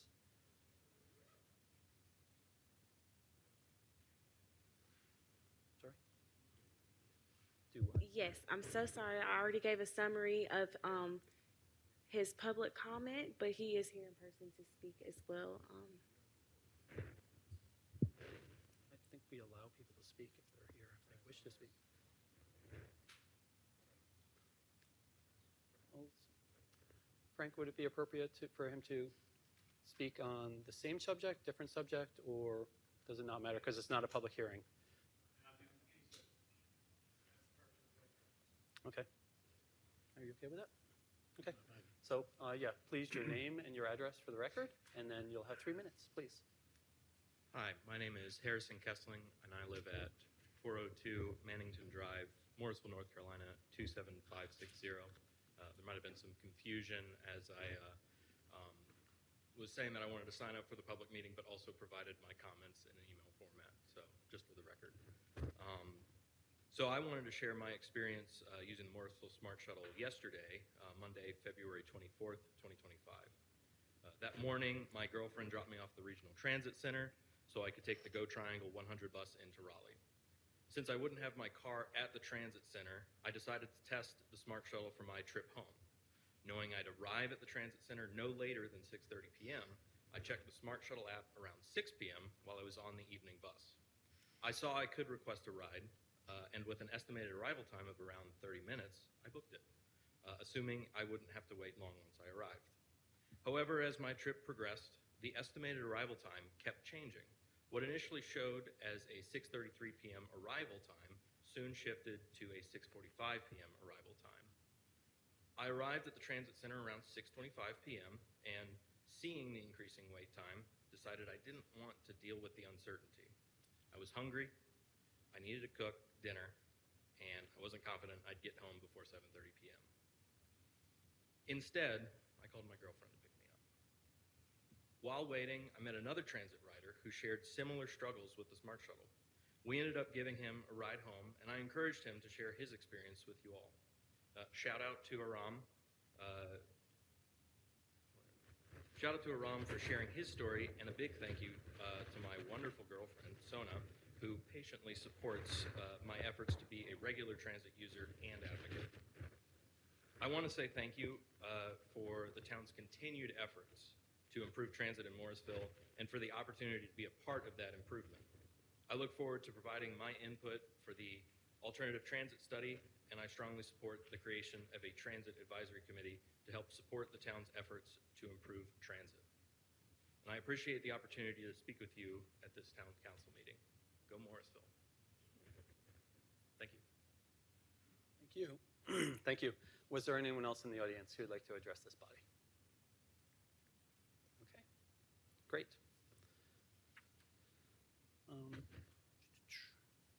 We have 2 action items on this evening's agenda. I will invite Town Manager Brandon Zudema forward to update Town Council on the resolution authorizing an increase to the FY 2025 full-time position and pay grade classification. Town Council was briefed on this item at the February 11th meeting. Good evening, Mayor, members of council. As we discussed a couple of weeks ago, this stems from a consolidation of the budget and finance departments into one department. You all expressed support for that, I believe unanimously last time, so thank you for that. Appreciate that. So that is in progress, and we will now have our Chief Financial Officer, Byron, leading the consolidated department, and we will be filling the remaining positions there. I guess now position, I think we've hired our other budget analyst who will start the 3rd, and then we're advertising shortly for the budget manager position. So with that, one of the things we discussed was that we were looking to gain obviously efficiencies in any consolidation, but that there was also some cost savings that was associated with this consolidation based on no longer having 2 directors and instead having staff that supported the 1 director. So in looking at that, also shared in an original memo that was in the packet for the 11th, information that would, in staff's opinion, justify consideration of adding a position to that combined department. Again, over the past couple of years, there have been asks from the finance department that just haven't risen to a priority against other asks for additional staffing in terms of how we look at those needs that sometimes are internal services, but as often as possible, we want to relate those, of course, to the residents and what they would see from positions and the work being done. So this one is one of those that's not as forward-facing, but again, from workload and from increased workload over time that we shared in that memo, shared what I thought was some justification that merited your consideration of the position.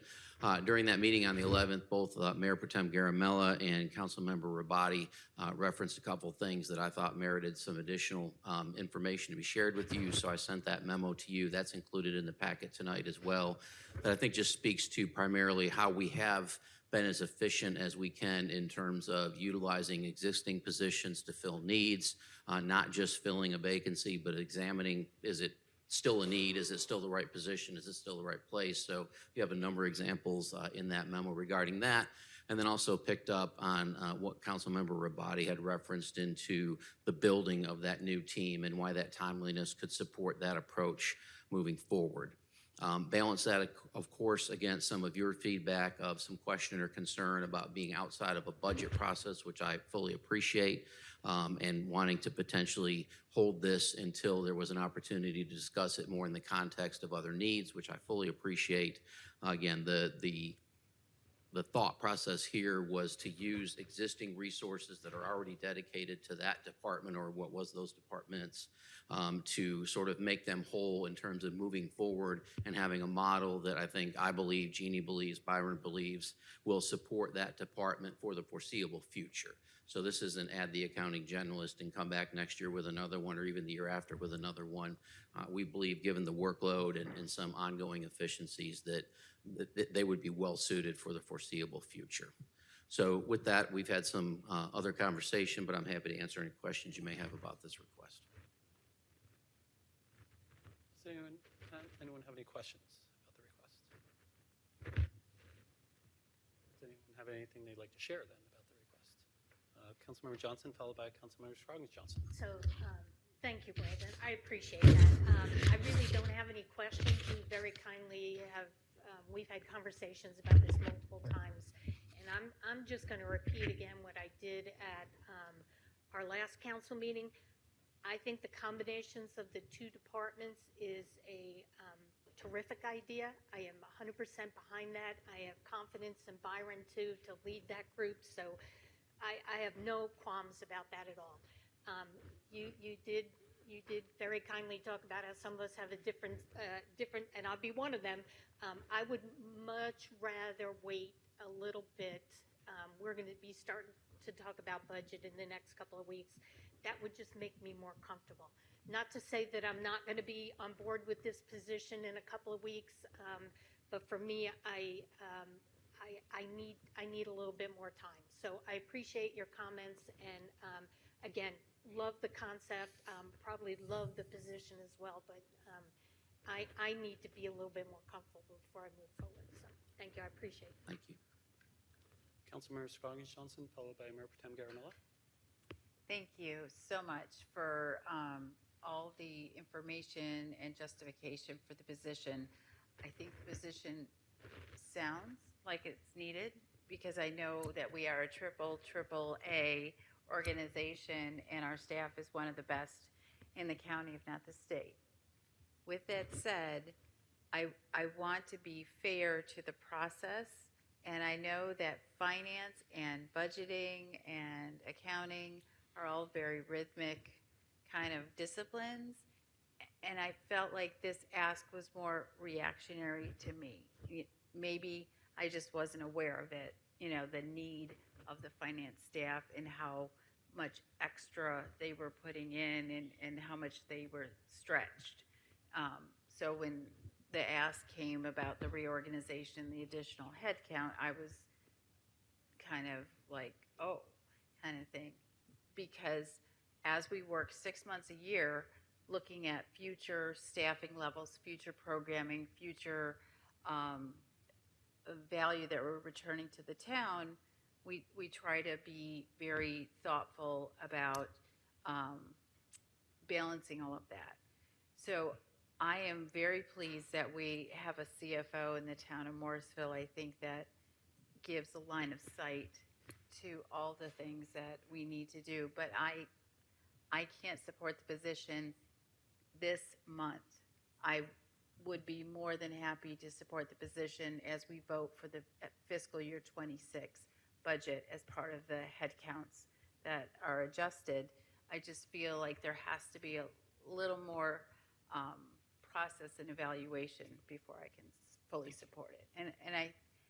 So just to be clear, I value and appreciate the finance department. I just feel like if we wanted to add this position, let's do that July 1st. Thank you. Mayor Pro Tem Garamella, followed by myself. Yeah, I think I'll talk to Brandon on the same point. For me, it is the need. I can understand the consolidation is superb, and thank you so much for the detailed plans that you had given and other, teams getting consolidated or how they could reuse their employees. I think that was very well written. But coming to this one, I agree. For me, if it was anything a jeopardy to public safety, or Chief Doodley says, "Hey, we have only 2 on the fire truck. We badly need 1," or something, so that's a different thing. This is for operation-wise, you're looking at the stuff. It would be nice to have versus to have, you know. That's where I feel the need should come as part of the whole cycle, because we are already seeing, you know, even though we are not getting any requests from the fire department for fiscal year 26, we don't know what else is up there. So, and if this is top of your list, you know, you have it then. Thank you. I had,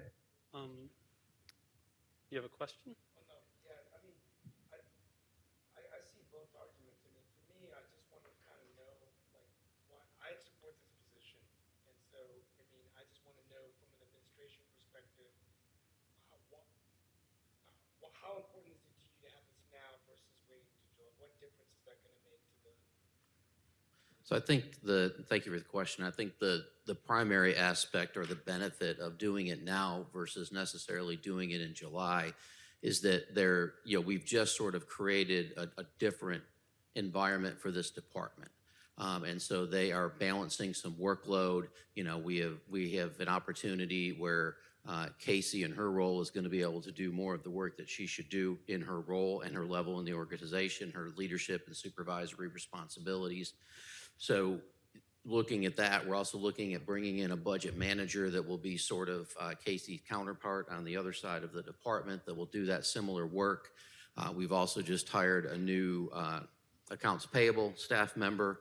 And so the way I look at it is we're starting new. I think picking up on some of what Councilmember Rabati mentioned last time, you know, the time, in my opinion, to build this team is now. We have that opportunity to do that. Again, not dismissing any of the questions or the thoughts around the budget process. And again, this is, in my mind, this is a little different than just a mid-year ask. It's more of we have an opportunity because of the consolidation, and this was the timing that worked once we finished, I think, a very, very thorough evaluation of what was working, what wasn't working, how do we best structure to meet the needs today and tomorrow. It gives us an opportunity to let that department kick off with all that staffing that they would have in place, and they could balance workload rather than, starting now and then rebalancing a little bit when another position comes. So can it happen? Of course it can. I mean, this is not a sky is falling kind of ask, but it is an important ask, I think, particularly for the department, for Byron and Casey, as they're really looking to spread their wings a bit in terms of the leadership of that department and to really do a better job with succession planning than maybe they've had the opportunity to do before. So I think the position is related to that, is the answer I would offer, Councilmember Rao. So everything you said makes perfect sense. So what I see that this is a really good example of how we can support our manager and our staff's request in order to right-size the department now, that our staff overall can work more efficiently and effectively on behalf of our residents. I'm glad for the opportunity to support our dedicated world-class staff as they can work with courtesy and integrity in a way that is smarter, not harder, and embraces innovation to create more innovative and streamlined ways to improve our process. So I think now is a good time to do it, because July 1st, you don't actually hire someone until a while after that as well. So I think this budget would be a really good time so that they get that experience. Councilmember Rabati? So most people know that my day job is at Cisco, and it's no secret that Cisco has been through a long period of sustained churn with, you know, layoffs and teams switching around. And I think that fundamentally it's just not a good idea to leave teams in a state of suspended churn, you know, and I haven't actually heard anybody say that they're planning to oppose the position in the budget cycle. And so I am really struggling to understand, if we have an opportunity to create the team that we know that we want, and rather than move everybody around now, move people around again when they're, you know, and have them do different things in a few months, I guess I just don't see the point of, I just don't see the point. So I would be supportive of approving this ask now, just because I think it gives us an opportunity to start the whole team together on the right note. I'd like to recognize Councilmember Fender, please. Thank you, Mayor. Yeah, I won't repeat a lot of what everyone else has said, but I will add, I guess, to maybe a point to answer Councilmember Robati's question, why wait? I guess for me, it's a matter of wanting to look at the budget holistically, and I know there's going to be other asks for other positions. So, you know, if we approve this now, what are we not going to approve later? I mean, I want to look at everything holistically with all the new positions that we may be looking at, and not making this decision now and tying this up. I mean, yeah, maybe we do approve this later in the new budget cycle, but I don't know that now because I don't know what other asks there may be. So I don't want to be tied down to this decision and this, you know, adding this one position now when there may be something down the road that, you know, we may find there's more need for. That's where I'm coming from. Okay. So, sounds like we might not necessarily have support for this at this time. Is this something that we would perhaps as a group just sort of let sit and then have it be part of the budget cycle instead of actually voting on this at this time?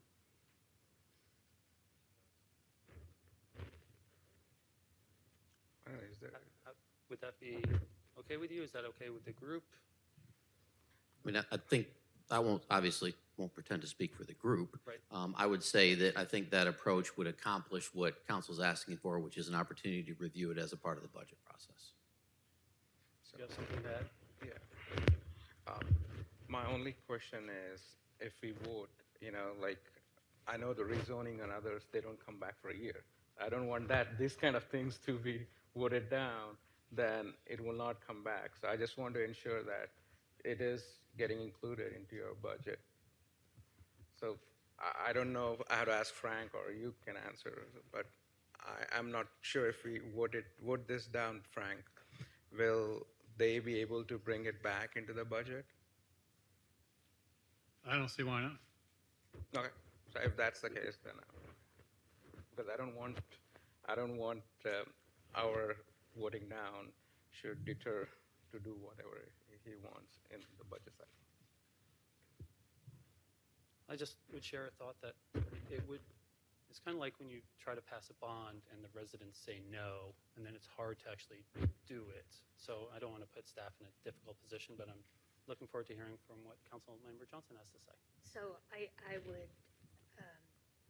would recommend that we table this and not vote on it, and revisit this when we have our very first budget discussion. Well, I don't even know what you have scheduled as far as, is staffing going to be in the first budget session we talk about, or have you not even gotten that far yet? No, we're working on that schedule now. I would tell you, I don't think that staffing will be part of one of the first discussions, because we'll want to discuss some bigger, I think, ticket items with you initially to determine, you know, we have your 10 priorities that came out of the retreat discussion. Again, very similar to last year's 10. There's some different wording there, but I think we would agree they're generally the same 10 priorities. So when you line that up also with the strategic plan, which we continue to follow, you know, we're working to follow those documents and your guidance in that regard. So we would more than likely start some conversation around, you know, here's the overview of what the revenues look like. Here's the overview of some of the larger ticket items that, you know, either we need to do or you have the opportunity to do, because some of that conversation will better inform my decision in terms of what positions potentially get recommended, because, you know, we could end up with asking for 2 positions or more than 2 positions. I won't say a bigger number because, anyway. So thank you for that. And I appreciate, you're right. That is the right approach to take, for sure. And so therein lies the problem for me personally, is that I want to hear all that too, so I understand. Because I will tell you all right now, I have no intention of doing any kind of tax increase this year. So that, I'm laying it out there right now. So, so I need to understand what we need to fund, and I told the town manager this, I think on more than one occasion. You know, my priority is to make sure we're taking care of our current employees. That is my priority. That is always my priority every budget year. No different this year. And so I want to make sure I feel comfortable about all that and all the other, you know, issues or options or whatever's out there. And then I'll feel more comfortable about where I'm going as far as adding additional personnel and who they are, and have a better feel. So, you know, I probably am going to be very supportive of this in the end, but in the scheme of things, I've got to see it as a whole. And we've done it, and so in the past, we have also as a council been supportive during budget process when we have indicated that we will support additional FTEs, that we give staff the ability to start the recruitment process even before July 1, so that when the budget is adopted and July 1 comes around, they can bring somebody on board quickly. I have been in favor of that process in the past. I would be this year as well. So that also is an option. And so I would tell you that we should just table this item. Thank you. Frank, would we just leave it, or do we need a motion to table? I'd entertain a motion to table this indefinitely. Would that be a motion? We have to have some. Okay, I'd entertain a motion to table this item until budget deliberations. I'll make that motion. Motion from Councilmember Johnson. The second was from Councilmember Fender. Councilmember Fender. All those in favor of tabling, please say aye. Aye. Any opposed? Nay. Nay. I didn't catch. Steve, what was your vote? Just table it. I mean, Okay, so that's 5 in favor of tabling and 2 not in favor of tabling. So that passes as a table item. Okay, and now Town Manager Zudema will also facilitate the next item on the resolution and CPOA authorizing the purchase of real property. Town Council will be asked to take action on this item following the meeting. Thank you, Mayor. I usually try to go from the hip, but I want to make sure I get these details, so I'm actually going to read something to you tonight, so bear with me. So this item is in regards to the purchase of real property, which is about 4.2 acres of property, plus a building that is approximately 56,000 square feet. This building and parcel is located at 125 International Drive here in the town limits of Morrisville. So the background to this is that, as you know, and I think the public knows, we have been planning to replace the current Public Works facility for quite some time. So that has been on the CIP, that has been worked towards over the last, I guess, probably 2 to 3 years. We have been working in partnership with Wake County to evaluate the site that we are currently on and some of the property they own adjacent to it, down close to where they have their current convenience center. So what that would do is we would build, the intention was to build a new public works facility on that property on Aviation Parkway, and then Wake County would move their convenience center up to where our facility is currently.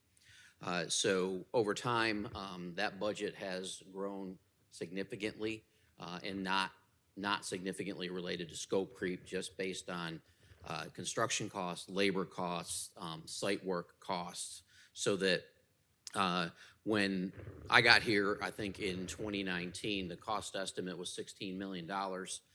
When we got to 30% design, that cost went up to $27 million. That is the number that's currently in the CIP for funding this project. And then most recently, we moved to, I think, at or close to 65% design, and that estimate came back in almost $34 million.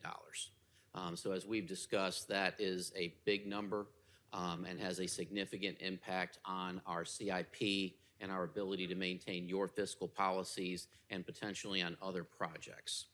So when we reached that point, our staff, particularly Mark Spagnoli, our Director of Engineering, started looking and located this building on International Drive that could potentially be an alternative site for the Public Works facility. So since that time, any number of our staff, including our Public Works Director, Jeffrey Brown, and some of his staff, and some of our senior leadership and others have visited the site and believe it will work for a Public Works facility. Work to be done there on the site and on the building, but we believe it actually is a little bigger space than what they were planning on aviation. Some of that will accommodate just some better indoor parking and storage and other things. But having said all that, we met and received authorization from you to negotiate with the folks that were selling that building. That building was on the market at $10,500,000. We have reached an agreement with them at $10 million flat to purchase that building. Within that, also there is a $150,000 in earnest money that is included.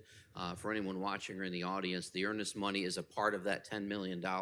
It's really intended to show them that we're serious about purchasing the building and offer a financial commitment rather than looking at other people that might want to build a building. So let them know we're serious and we're willing to commit to it. So should you authorize me to sign this purchase agreement, there would be $150,000 in earnest money that would come up.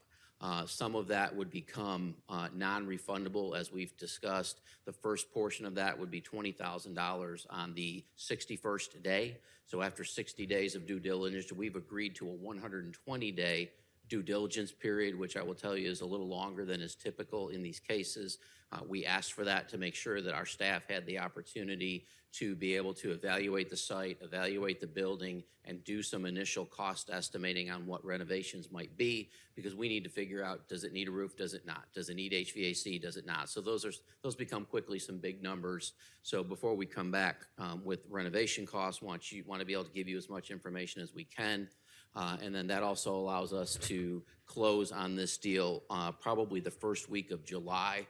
And then what that does is allow us to be reimbursed when we go out for installment financing in that same fiscal year. So we don't want to carry anything over from one year to the next where we might have loaned fund balance to a purchase and then repay ourselves. So in this model, we would not close until after July 1st. So we would potentially use some fund balance, but we would reimburse ourselves when that installment financing came in. The other thing that is asked for here is approximately $500,000 sort of upfront because we need the money to, we had a broker assist us, so there are funds there for that. There's also due diligence to be done on the site. There's also the need to do some design work to be able to get moving towards that design that'll give you and us some cost estimates on what the renovations could be. So that $500,000, you'll see there's a CPOA, a capital project ordinance amendment, attached to this request as well.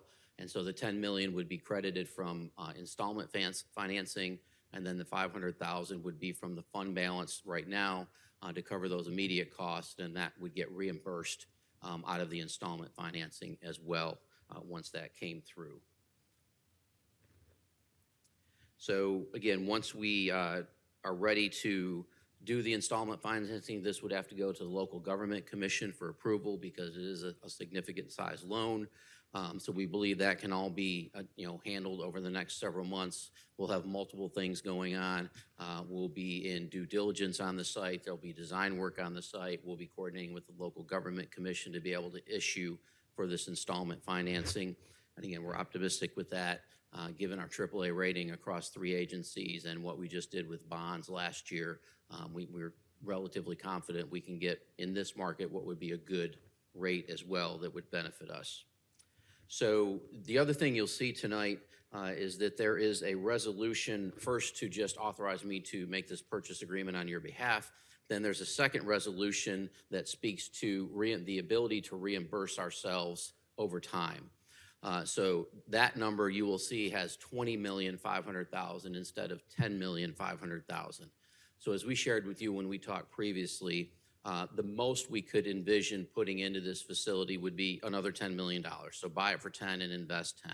We don't know that that's the case, but in this reimbursement document, what we want to do is show what we could do It doesn't mean you're making any financial commitment for the other $10 million, just indicates that we're giving ourselves the flexibility to reimburse ourselves up to what we think we could, sort of in the highest estimate spend on the building. Again, we don't believe that to be the case, but we won't really know that until we get in. And again, do we need a roof? Do we need HVAC? What's the site work? That sort of thing will much better inform us on what some of those costs might be. So that document is there. Again, there's the CPOA that shows where the funding is going to come from for the initial $10,500,000. And then there is just the purchase agreement that you have as well, which lays out basically the terms of the agreement, the 120 days of due diligence, the closing within 15 days after that ends, and what we will do in terms of earnest money.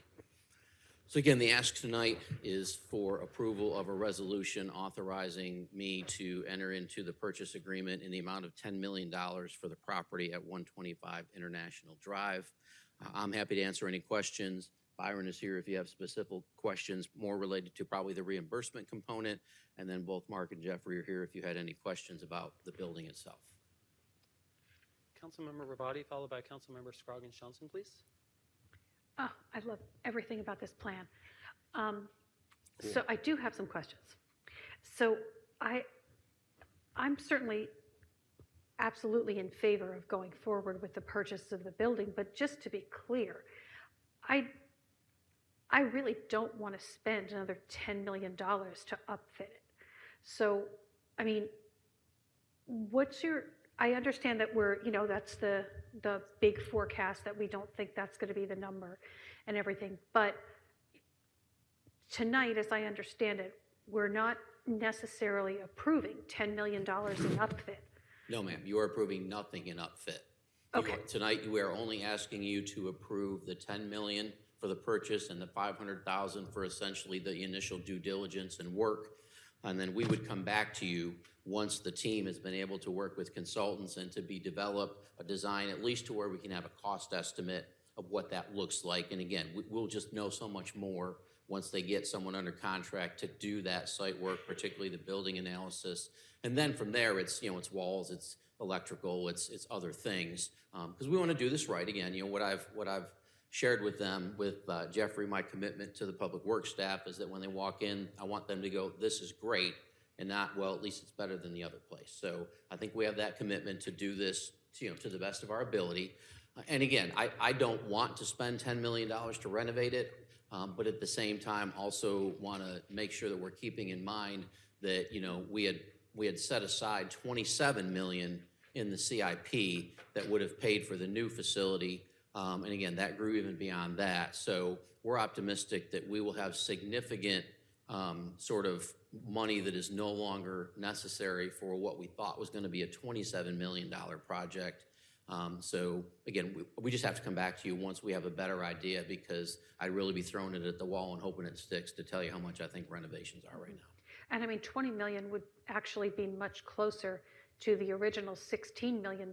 Remember way back when we started talking about this, and it was 16 million, and I thought that was a big number, but it's 20 million is still way better than 34, or God knows what it would be when we got to 100% design.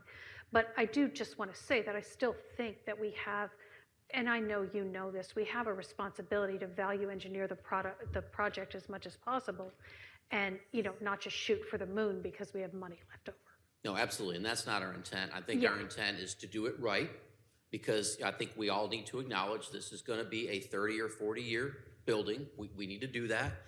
It's always nice to think we could do it sooner, but it would be a challenge, I think. So we want to make sure that, again, when we talk about recruitment and retention, we want to make sure that we're giving staff an appropriate facility to work at. We also want to, the Public Works Department, as I think Councilmember Scroggins Johnson has helped us point out from time to time, does so much in the community that it's also important that they be able to provide efficient operational services. So we're not going to build the Taj Mahal, but we're going to build a good functional building that lets them be efficient and effective at what they need to do. Yeah, good, because we can't afford the Taj Mahal. Correct. But, and also, I know that all of us are going to want to say this, but I'll get in there first, that I did want to thank the staff so much for the hard work that they put into this, and for, we already had a plan, and then they went outside the box and came up with a better plan. And I just really think we should be calling out that kind of, that kind of ingenuity and motivation. Thank you. That group is largely scattered across this room, so they're all, for the most part, here. Well, great. Good job, guys. Perfect. Councilmember Scroggins Johnson, followed by Councilmember Johnson. Thank you. Yes, I do think the Public Works Department rocks. They have some really cool equipment, and I want to thank them for doing such a great job during our storm last week. That helped a lot of people get to their work. When, some people are medical staff and they needed to get to work, and they were able to get there safely, and people were sledding sometimes, but we really appreciate good times and bad times. Public Works really does make our town shine, and I cannot say that enough, and I really think that we need to do the right thing for our Public Works team, and this option that is presented today hopefully does the right thing. It was at the retreat in January when I asked the question, with all these cost overruns and design increases, how much of this increase is dependent on the site that we've selected for the new Public Works facility? And the answer came back significant, because of what we had to do with the latest design is build a 2-story building where we had anticipated building a 1-story building. And I'm not sure if the public can appreciate the rigor for public facility. For 2 stories, it needs elevators. There's a lot of accessibility requirements. There's a lot of foundational work that has to be done in order to create a 2-story building, and that added a lot of cost to the project. And so I asked, if we move the facility, could we save money? And I hadn't even asked the question more than 5 minutes, and we already had it. Well, we were kind of thinking. Staff had anticipated maybe there should be some review of options. Without putting it in the presentation, they were ready. So it's extremely impressive that you were being creative and innovative and deliver value back to the town, but we need to do right by this department.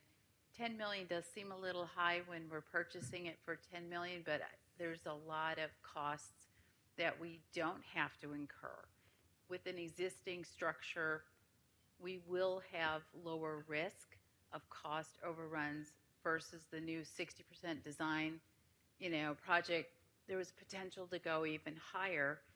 Material costs in general for construction are definitely going to go and increase with the future of tariffs or, different kind of building materials and skills. So I think this not only is a better solution for the long term, but it also lowers the risk to the town. And thank you very much. Councilmember Johnson. So I'm going to ditto. Thank you. Great job. Thank you to our staff. This is a great alternative option. I have seen that building that Public Works is in now evolve over the years, and it has.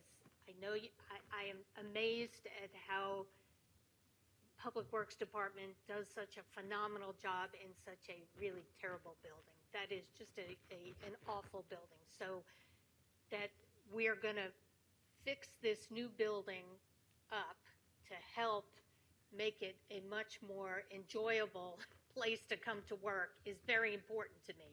I am sad that we can't build a brand new building, but I think this is the best option, and I appreciate all the work that went into getting us here today. So having settled that, I would agree. I hope, and I hear it, so I am confident in that. I hope we don't spend another $10 million. I hope we can get a really nice facility that Public Works deserves. But And Brandon, you've answered all my questions, but I got one more. Explain to me the mechanism here. I get the up to 20 million or 20.5 million. Does that mean you're all going to go out and borrow 20.5 million from day one? Explain to me the mechanism, because you described that it was important to have this authority. Yes. So yeah, just explain to me what it's going to look like. Byron walked up, which means he thinks I can probably answer it, but he can do it better, so I'm going to get out of the way. So all this is basically just an opportunity for us to allow the town to be able to reimburse ourselves once we actually issue any sort of financial installment, or excuse me, installment financing.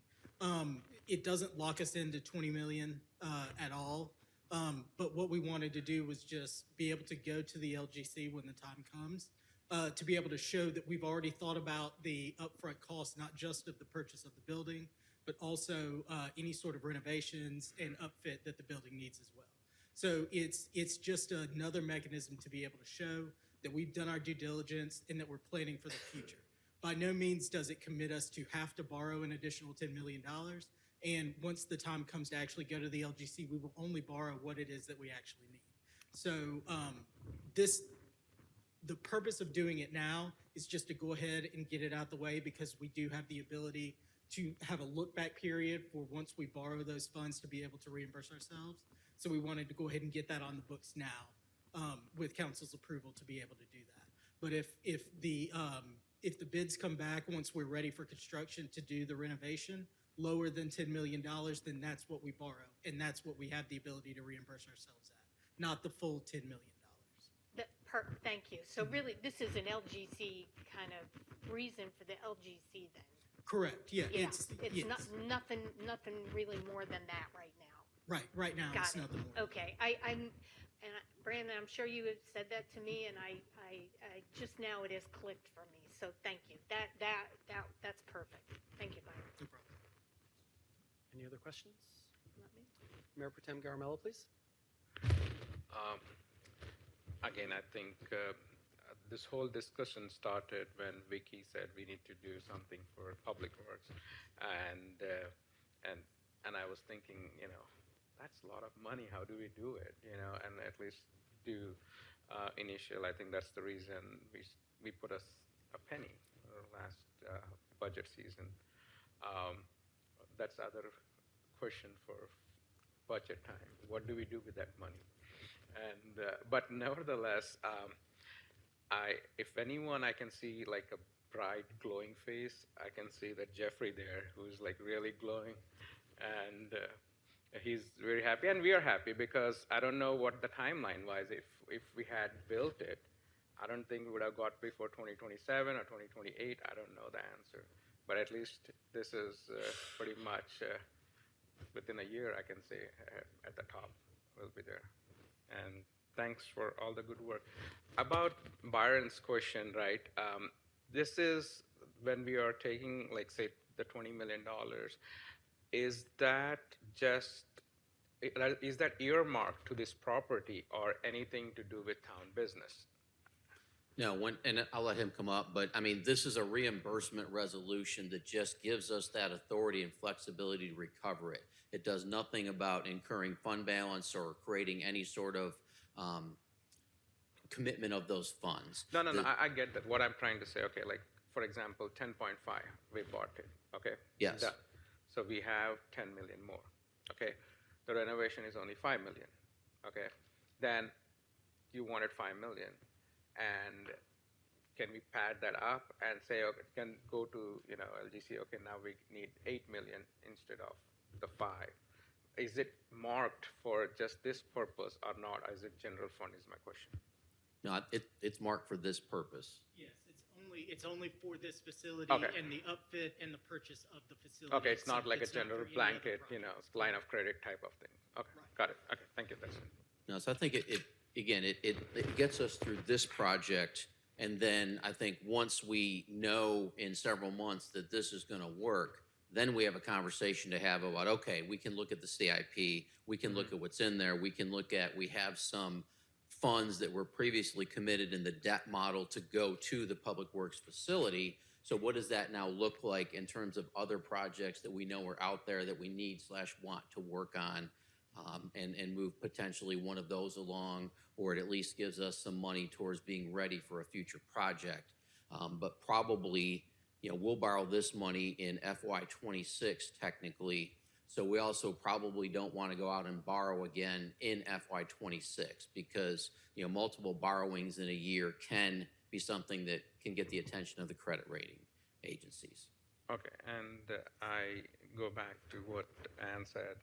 Like I was giving a Brandon analogy, like you buy a $200,000 house, you don't do a $200,000 repair, So as a layman, I want to ensure that we do what is right for the public works, but at the same time, sitting here, that looks too high, but I know you can take care of all that, and we have the reverse engineering guru there, so.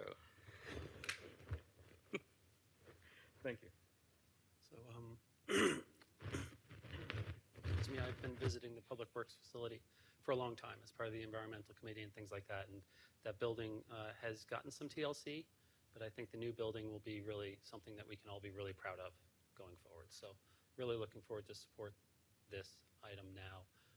We've all had our comments and our questions. We actually have Councilmember Rao who has a No, question. just a ditto. I'd be remiss. I see the beaming Jeffrey Brown there, but yeah, I think this is great. I want to really thank the staff for their out-of-box thinking.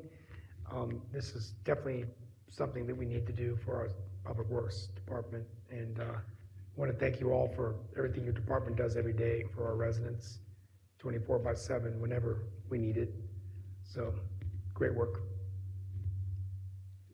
So yeah, this is also a department that's worthy of supporting. So that's nice. So Frank, would we like to do two separate motions or one will be sufficient? Okay, so I'd entertain a motion and a second to approve Resolution 2025-54-0 and Capital Project Ordinance Amendment 2025-54-0. I'll make that motion. Mayor? Second. So do we have two resolutions? May I? You have two resolutions and the CPOA, so you do need to adopt three documents. Just for clarity, there's a resolution authorizing me to enter the purchase agreement, then there's a resolution for reimbursement, then there's the CPOA to provide the funding for the purchase of the building and the first due diligence money. Okay, so why don't we do three separate ones? We'll do the first one that's on the screen, and then staff can We'll bring roll each through one them. up in order. So I'd entertain a motion, if you could just please read that. Anyone? Councilmember Rabati? Second. Go ahead. Well, if you could just read it, and then she'll second it, that'd be Okay, great. I'd like to make a motion that we adopt Resolution 2025-54-0A of the Morrisville Town Council authorizing the purchase of real property at 125 International Drive. Second. A motion from Councilmember Rabati, a second from Councilmember Scroggins Johnson. All those in favor, please say aye. Aye. Any opposed? Hearing none, that carries unanimously 7-0. If we could bring the second one up, please. And Mayor, if I could, this one is Yep. formatted just a little bit differently. Yep. So we just need whoever reads the resolution to include the number 2025-54-0B, please. I'll make that motion. I have a motion. Well, And do you have to say it? I have to read it. Yeah. Yes, I think that would be appropriate. I'd like to make a motion that we approve Resolution 2025-0-54B. Right? Close. Sorry, 2025-54-0B. 2025-54-0B of the Town of Morrisville, North Carolina, declaring official intent to reimburse expenditures under United States Department of Treasury regulations. Second. I have a motion from Councilmember Rabati, a second from Councilmember Scroggins Johnson. All those in favor, please say aye. Aye. Any opposed? Hearing none, that also carries unanimously 7-0. Okay, I'll take this one too.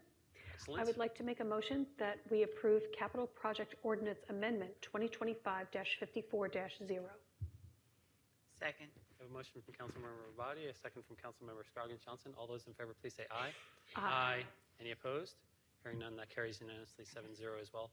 Thank you to staff. Thank you for the town manager and leadership. And back to you, sir.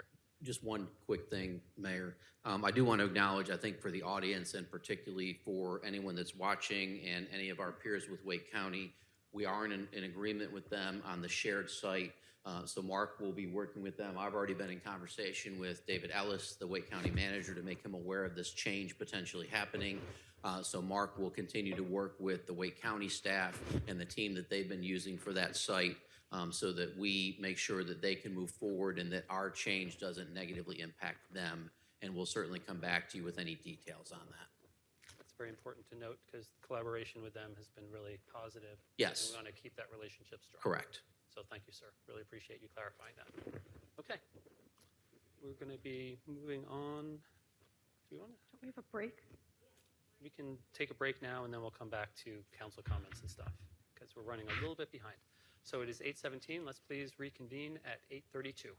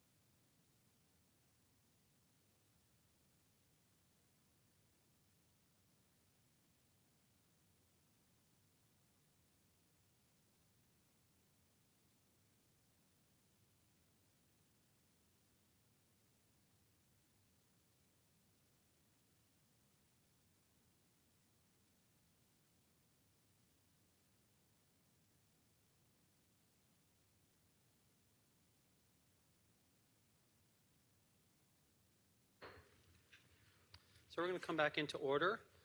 First, I'd like to note that item 12, 11 is future meetings, events, and resident involvement opportunities. For a full listing of events, please see the town calendar at www.morrisvillenc.gov. Now we're moving on to council comments. It'll be Councilmember Fender will share first, then will be followed by Councilmember Rao. I have no comments, Mayor. Councilmember Rao, followed by Councilmember Scroggins Johnson, please. I just got a couple. I wanted to, first of all, apologize for being late, and thank you for your accommodating me. I want to wish a happy Ramadan to our Muslim community, which will begin on February 28th. And I just want to say that I want to pray for the people of Ukraine after 3 years of resilience, courage, and determination as the war wages on. Hope for a peaceful solution. We have a lot of Ukrainian immigrants in the Triangle. And finally, I'm sorry I wasn't here for the Black History Proclamation, but I just want to really thank Shiloh for everything they do for our community. I really would like us in Morrisville to continue to focus on our history. I think it's more about just being a neighborhood. They've just been a testament to the resilience and strength and unwavering commitment to make Morrisville a better place. And, you know, I'm just grateful for everything that they do. So thank you for reading the proclamation tonight, and I hope that, you know, we can have more events where we can celebrate our Black history in Morrisville.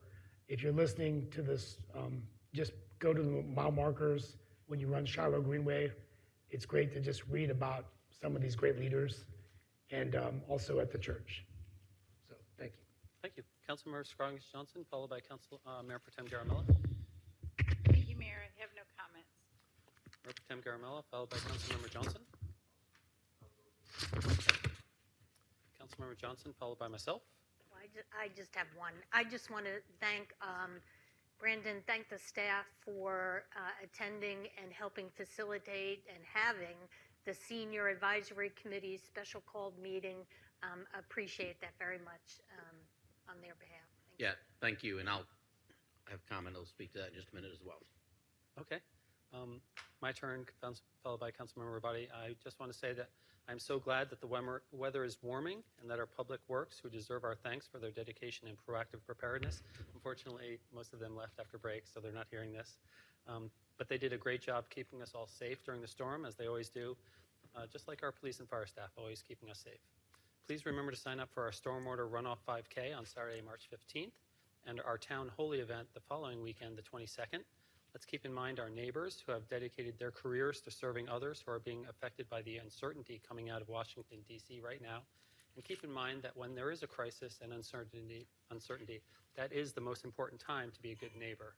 Next to share their comments is Councilmember Rabati. Okay, Town Manager Zudema, do you have any comments this evening? I have a few, Mayor, so thank some of you for not commenting. I'll borrow a little of that time. So let me start with the Senior Advisory Committee. One of the things that we are doing to try to continue to work towards sort of enhanced collaboration between the committee and our staff and working positively together is that Peg Carlson, who is a professor emeritus at UNC School of Government, has worked with many of you, I think, in the past as a council, has done a lot of consulting and collaborative work. So she is going to be helping us with an offer to the Senior Advisory Committee to have some conversations and see if we can help everybody sort of make sure we're understanding each other and their respective perspectives. So we are tentatively looking, she met today with our staff. We are tentatively looking at her being there March 13th on their next regular agenda to start a conversation, not to get into probably a lot of the weeds of it, but to start a conversation and to really ask the seniors to commit that they're interested in doing that. And assuming that they would be, I think we would consider potentially a called meeting in April to have that second session to work through that. So the reason I share all this with you is that Peg would like to talk to any of you that would like to talk to her about what you see sort of in the current working relationships between our staff and the Senior Advisory Committee. So if you are interested in that, I'll send out an email tomorrow. She's got some times available to meet prior to March 13th. So if you're interested, would certainly encourage you to please do that and share with her what you think she needs to know about how we continue to improve working relationships there. So I'll get that out to you tomorrow. All right. Secondly, on March 11th, there will be an agenda item for a discussion between you and I as to the next communications and outreach director, and thoughts that you might have about what you would like to see in our next director, what challenges you think we particularly want to focus that person on, and how do we move forward to fill that role and continue to, like all of our departments, evolve over time and meet, changing needs. So I've added that as a work session on March 11th. We had a little bit of time we could use there to do that. So please, if you would give that some thought and be prepared for a good discussion there. Again, I can certainly take questions after, we can talk after, but I think a short group discussion would help us as we frame how we're going to proceed to fill Will's position. Also, a heads up that on the March 11th agenda, you will see that council rules of procedure are up for review. So Aaron and I are working through that. Frank doesn't know it yet, but he'll get a chance to review that for us. But we'll bring the first draft of some proposed changes to you March 11th. So I'm going to send you that document tomorrow to make sure you have the most up-to-date version of that. If you have time and are interested, would certainly entertain thoughts you have ahead of that meeting of what you might like to see changed in that document. I will tell you that one area that we are focusing on is the concept of public address, which relates to public comment and public hearing. So we're going to clarify some of that. We are also going to change sort of the time frame for sharing information through what we'll call online public access or public comment. We're going to change the agenda. We're going to propose to change the agenda item to Morrisville Speaks to recognize that, again, we want to hear from our residents and from our businesses and our other stakeholders. So we're going to put some clarification around that. We're going to open up the window of time where folks can send in an email and offer you comments. And I think we've heard you on that, and so we want to bring you back some proposed changes on that. So again, if you have any particular thoughts, you can certainly share those with me prior to the 11th, but we'll talk about it the 11th, and then we'll, of course, come back at the second March meeting to either seek approval, or if there's more work to be done, we'll do more work, and then we'll come back at the first April meeting with that. But again, I'll send that to you tomorrow as well, so please be on the lookout for that and be prepared for that discussion as best you can. You have seen several emails over the last few days that have originated related to transportation. And so, as you know, we have a work session tonight about the alternative transit study. So I was speaking with the mayor earlier because, sometimes the information that comes to town council may get feedback from one or more of you. I generally don't respond to town council emails because it's directed to you. But I wanted to make sure, I think, particularly given we are looking for feedback as we go through this alternative transit study, there are going to be opportunities for that feedback that I had suggested to the mayor, if you were amenable to it, I will just acknowledge any of those emails that come in for you related to transportation and give the sender an update on, here's the next opportunity to offer public comment, here's the next meeting that's being held, and keep people informed as best we can, given that they've shown the interest in the topic, if you're okay with that. Anyone have any comments on that or general concerns, head nods? Good. Okay. I think we're good with that. Thank you, sir. So the last one I have is, again, I will send you some information on this tomorrow. I just got it today. But House Bill 173 has been filed, and that bill will restrict any ETJ expansion for any municipality, specifically in Wake County, for the next 3 years if passed.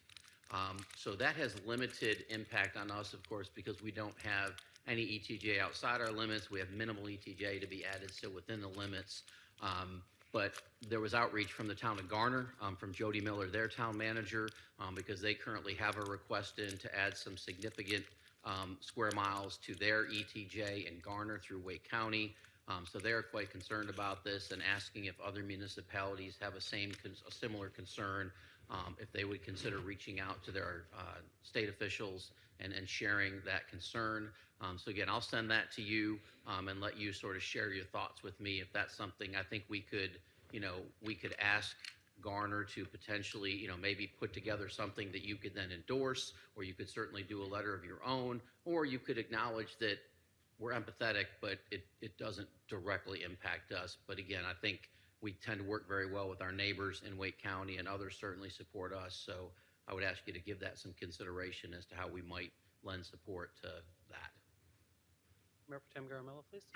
So, can you explain to me when they say 3 years, so is it any new ETJ or the existing ETJ or annexation from the town It's to the annexing into, to add ETJ.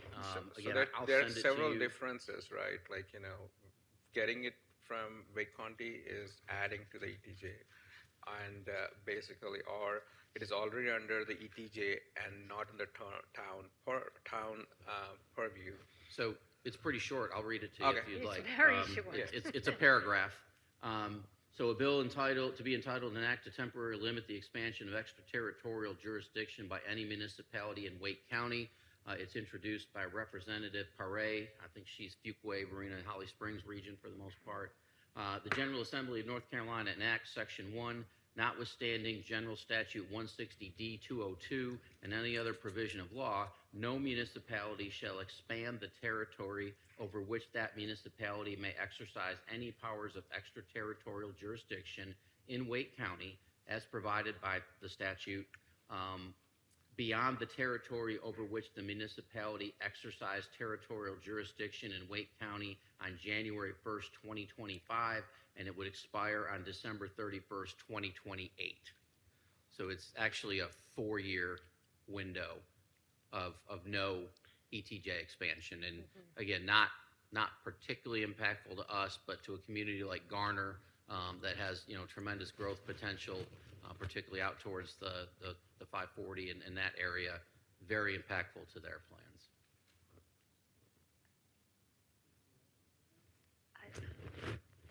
Ann has one. No, or yes? No? Councilmember Rabadi, please. We do not. Like I said, I got this today. I've not even had a chance to talk to Jody to understand what the background is, but I'll try to do that tomorrow before I send this information to you. I just want to give you what heads up I had. Sorry. It's a possibility. It's about taxes.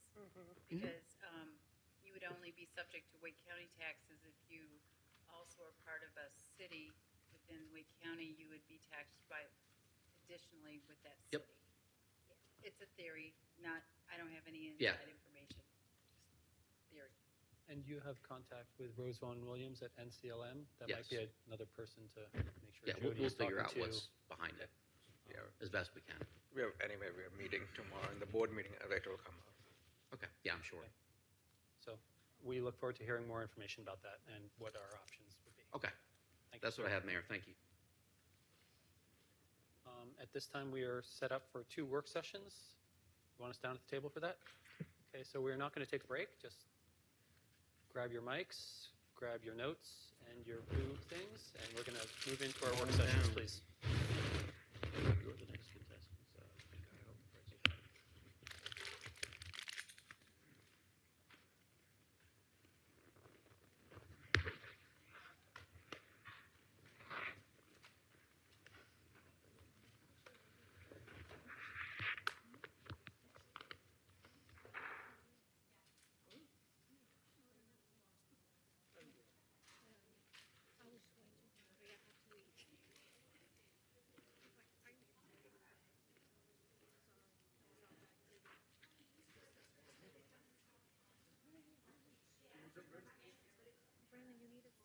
No, I just had 2. Thanks. No, I'm good. Thank you, Giselle.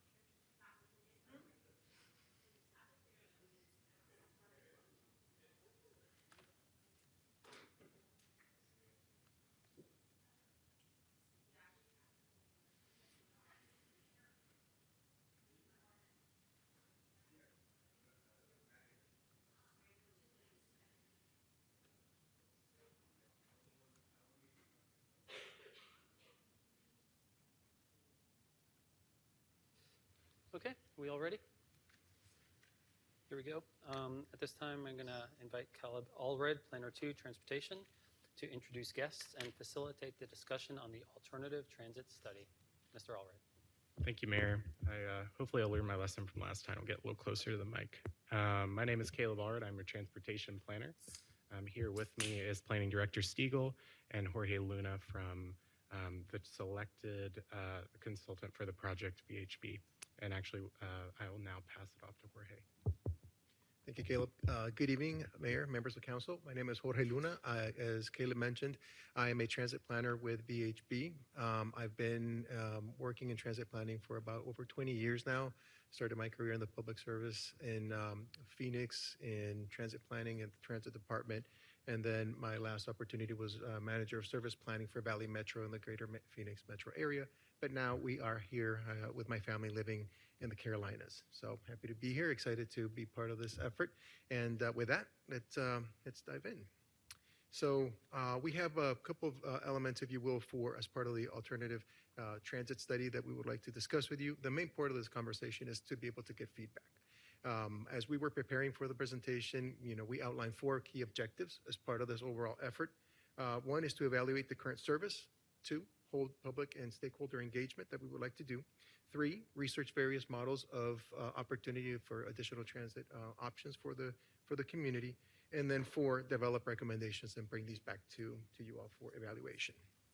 As you see, if you will, on the agenda, brief introduction. We'll talk about that public engagement approach that we have and some of the plans that we would like to do, give you a highlight of the project timeline, but then concentrate on the most important thing is we want to hear from you all.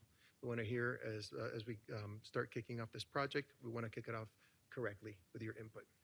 So with that, brief project introduction. As you know, the Morrisville Smart Shuttle ridership has been increasing year over year since October of 2021. I think initially was about 17 or 18,000 overall boardings a year. It went over into the next year, I think it was about 22,000 and about 23,000. But anyways, it's been increasing. And the key goal of our overall of the service has been to provide mobility options for the community. And that's why when I circle back as we head into this opportunity to hear what are the key goals. A little bit of, as we turn this new chapter and be able to understand mobility for this next chapter of mobility for the town, we want to talk a little bit about transit influencers as we were looking and getting prepared for this presentation.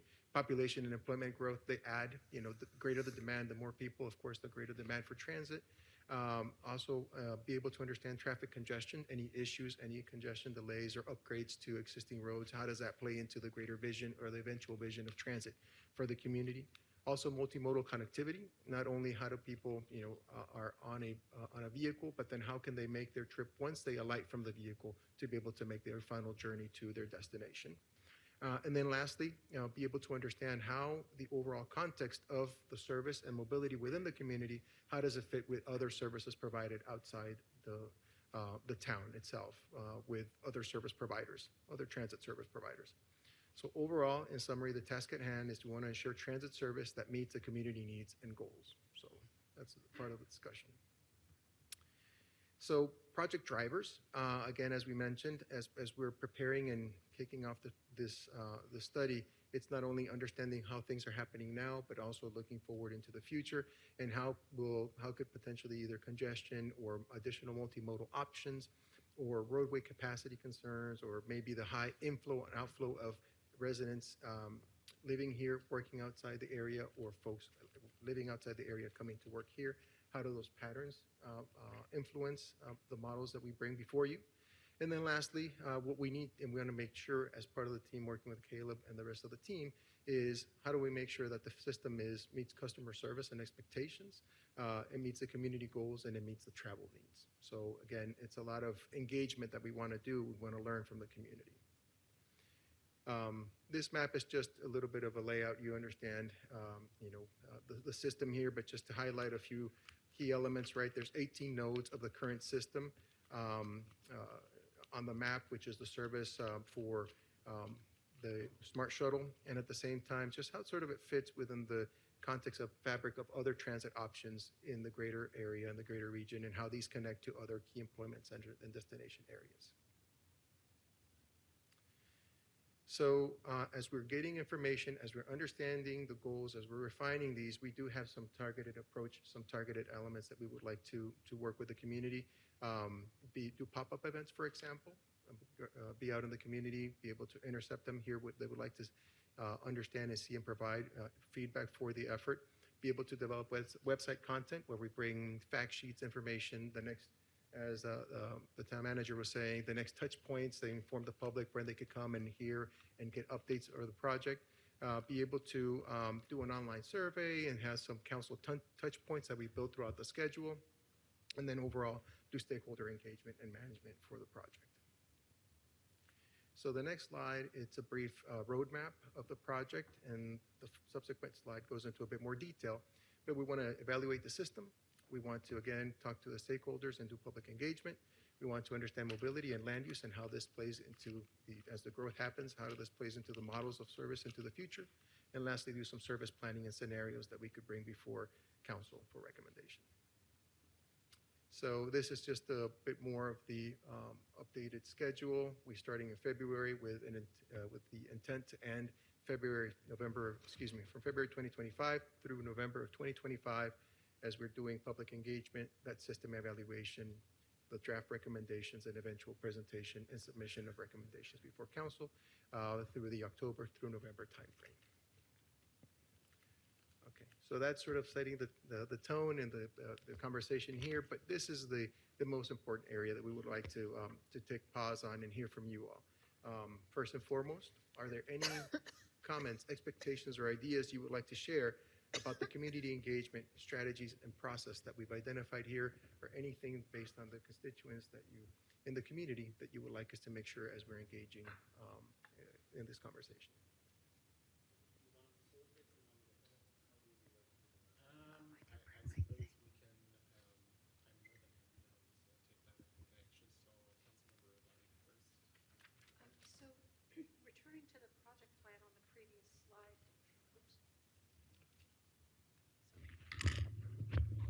Returning to the project plan on the previous slide, it seems that the public meetings, some of the public meetings and the stakeholder meetings and even the engagement survey happen after you've already prepared draft recommendations and while you're preparing final recommendations. So I'm not sure I understand the whole point of this second area of engagement, of public engagement. Mayor and members of the council, that's a great question. And one of the things that we'd like to do is first and foremost inform ourselves, gather a lot of information, be able to present that and options to the community. And then as we continue moving forward through the process, be able to share that information back to the community and help bring that feedback loop as we continue working through. So that's the intent. Public engagement goes through the entire life of the study.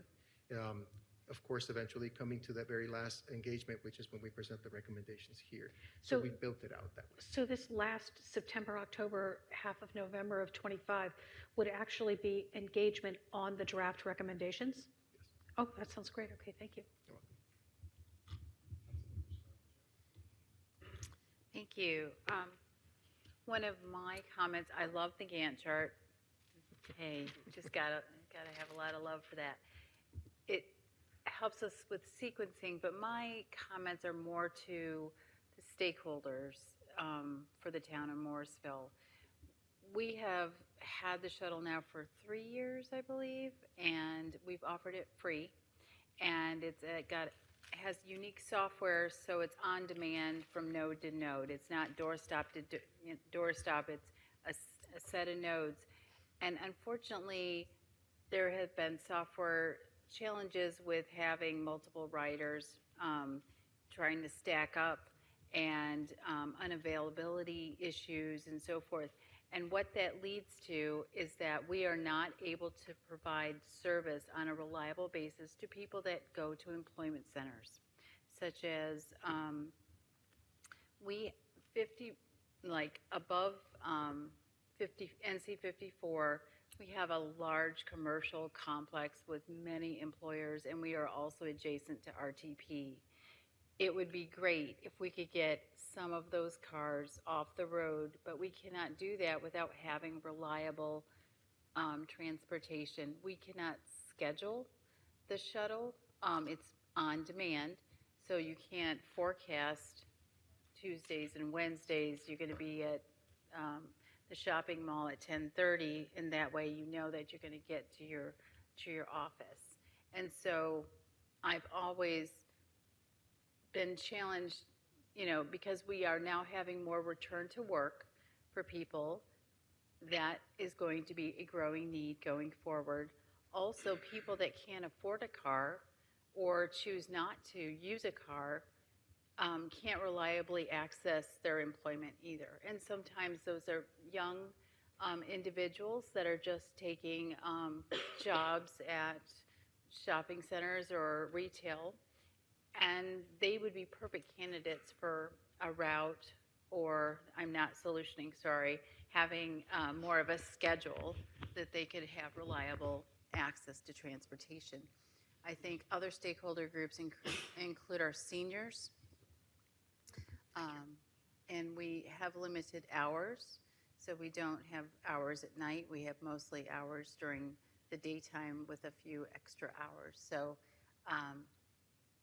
I would think we're definitely missing the work stakeholders, and possibly seniors, in the sense that we're not giving access to all areas of the town. We could consider more nodes at more shopping centers. So we only have 2 shopping centers right now. I believe it's Park West and where the senior center is, but and possibly you could say near the Walmart marketplace, but we don't really offer a lot of other nodes in other shopping locations that might be better for seniors or individuals that choose not to drive.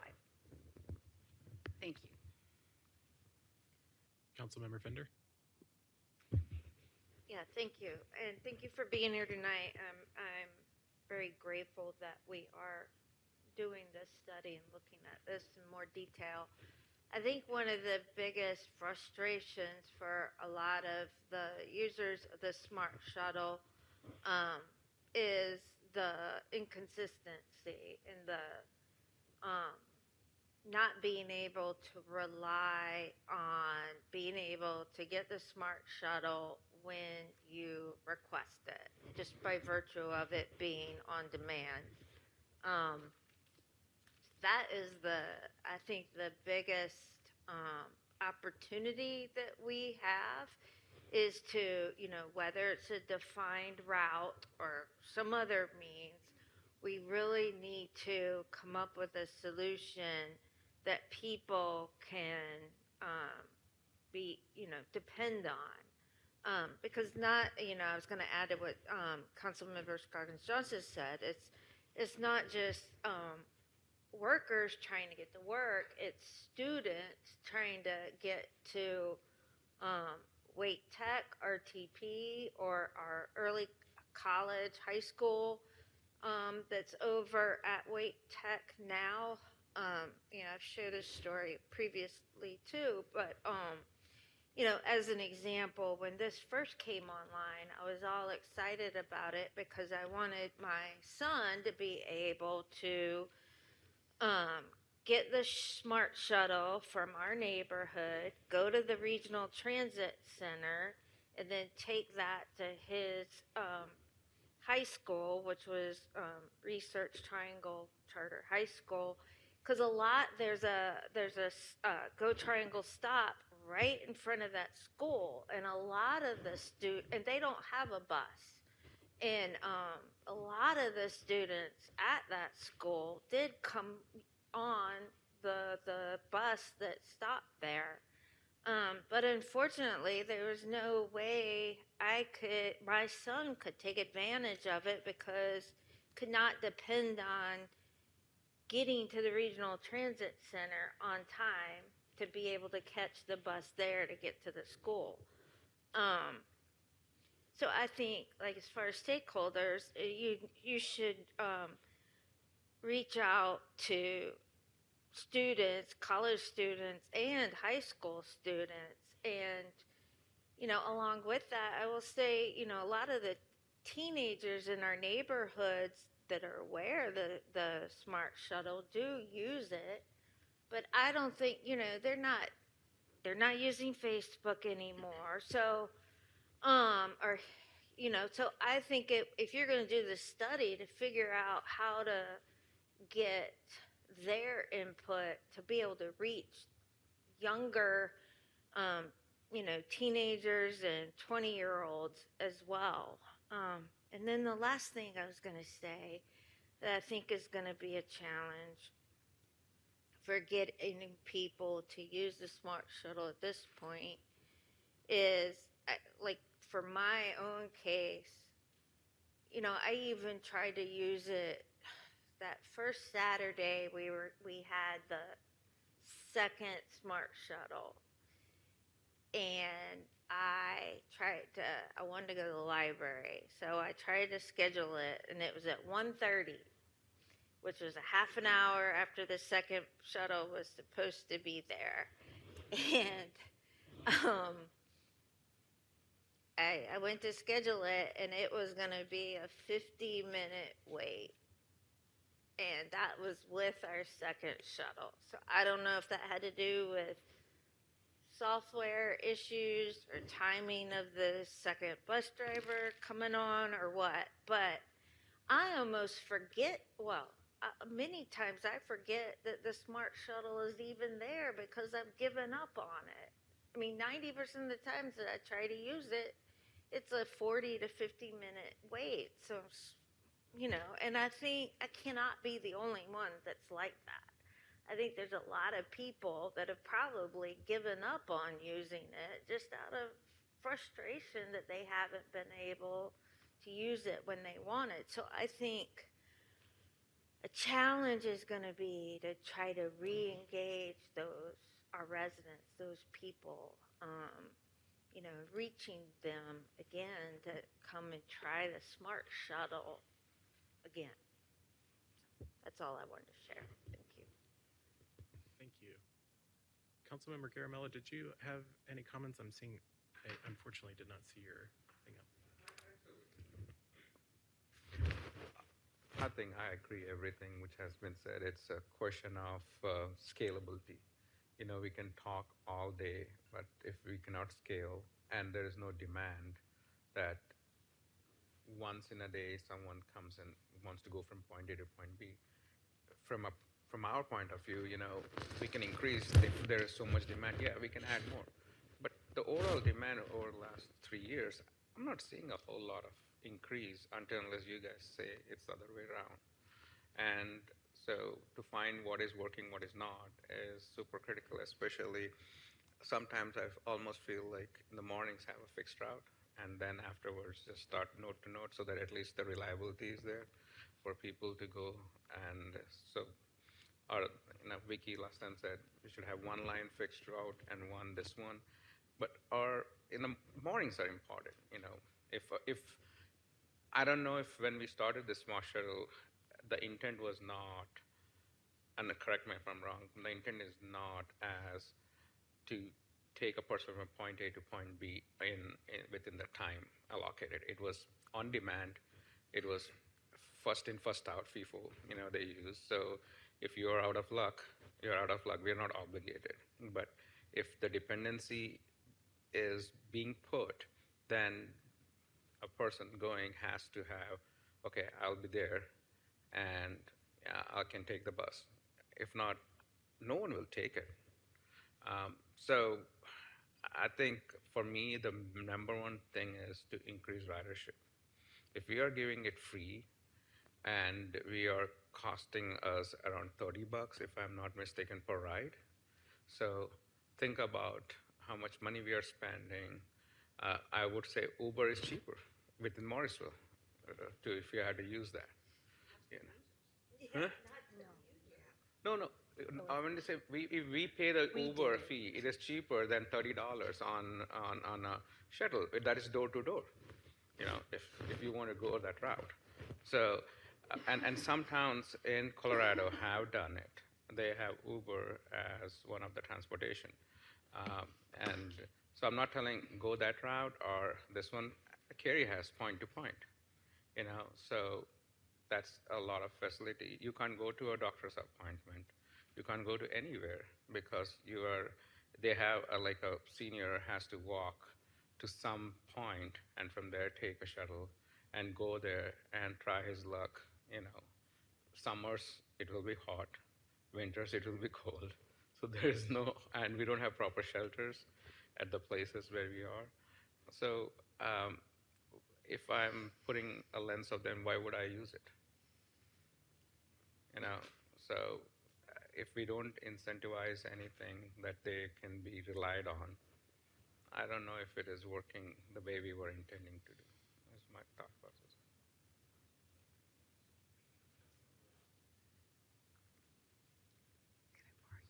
Was someone before? Or did you? No, did you have no, it? he goes. I'm sorry. I'm sorry. No. No, I forgot my things, so I'm next. I'm Okay. getting in line. She No, can- it's not your fault. It's my fault. She Go can ahead. share mine. No, I mean, I think just to sum up what my colleagues have said is, I think the biggest frustration for any kind of transit is frequency. I mean, I myself would love to use more bus and transit, but if it's not frequent, like Councilmember Fender said, you have to wait for 50 minutes, or like Mayor Pro Tem Garamella said, you can't go to the doctor's office, you can't go to different places. It becomes to a point where you just say, well, if I don't have a car, let me take a Lyft. I take a Lyft now. Sometimes when I just go to the airport, I just go take a Lyft because it's just easy.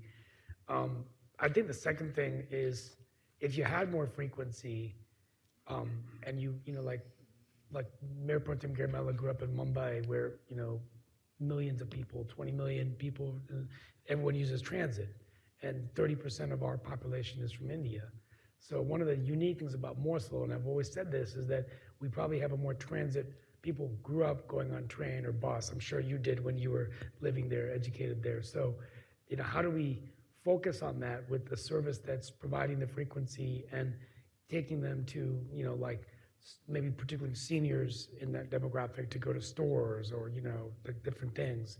So I think that's just really the thing, because otherwise people aren't going to wait 40 minutes and then having to go from here to here. So that's just the feedback I get. I think it's a real opportunity for Morrisville and even this side of the county to really accelerate like on-demand transit. But going door to door obviously would be, point to point would be better. But I think that we've added some good nodes. I just feel like, it's still like, if I could use it myself to go to the doctor's office or whatever, I would, but it's kind of limited to just going to Park West. So that's all Councilman Yeah. Mayor Johnson. Thank you. I appreciate it. Yeah, I was going to share everybody else's, but so we survey people a lot, and for good reason, by the way. But I think we need to kind of pose this one a little differently when we kind of write up why we want you to participate in our survey. I think we acknowledge that there's frustration in this service, and I would not use that word, but I think, acknowledge that we realize this service does not meet everybody's needs. We get that. That's why we need you to give your honest opinion and help us improve this service that we're offering. And I would also acknowledge that, we had to start somewhere. And so this was the start, and now we fully understand that we need to grow. So I would pose it all that and in a short way, shorter than I just said it. But I think it's important. I really think it's important to invite people to come, and that their opinion and their comments and their feedbacks matter. And I think the wording around that, however, whether it's in the top of the survey, or however it's shared in an email, or if it's shared on social media, I think needs to really invite people. So anyhow, that's my 2 cents on as far as ideas about strategy for engagement. And I kind of agree. You've heard everything. Reliable and convenience is the goal here. Reliable is really important. And then can you contact, is there a way to contact current and past users of the Smart Shuttle? Do you have the ability to do that?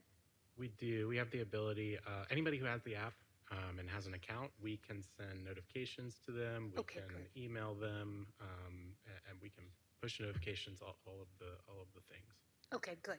Because I agree with whoever made the comment about, past users maybe weren't, dropped off the face of the earth because they didn't like this service. I don't mean it that way, but and I think we need to hear from them why they did fall off the service. So I think that's important. And then also, are we really hitting the right stops? And somebody else mentioned that. Again, we've added stops over the last couple of years, but those initial stops were kind of a shot in the dark of what we thought would be, well, and we did survey the public too, but so are they still the right places? And are we going to grow I'd also like to, I don't know how you figure this out, but are the current stops in the right place that we can grow it based on convenience and reliability, or do we give up on those stops and choose different stops that are going to be more heavily used by the public? And that's it. That's all I have right now. Thank you. Mayor Colley? No, I went first. You go ahead.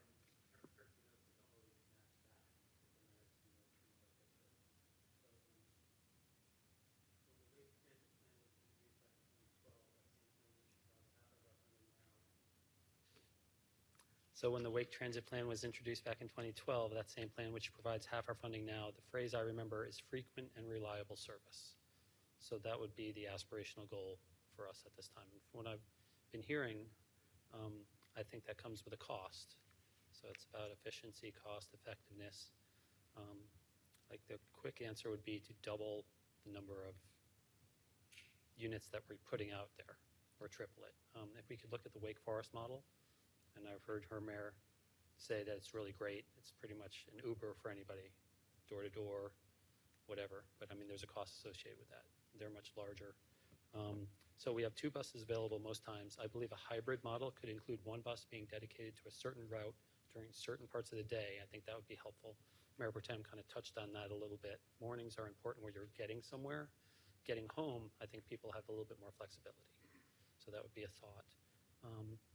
So a morning route could serve the Wake Regional Transit Center and hitting 4 or 5 nodes on the way, like starting at Park West and just going uptown. And that would help with Councilmember Fender's issue about not being able to get to a transit center on time.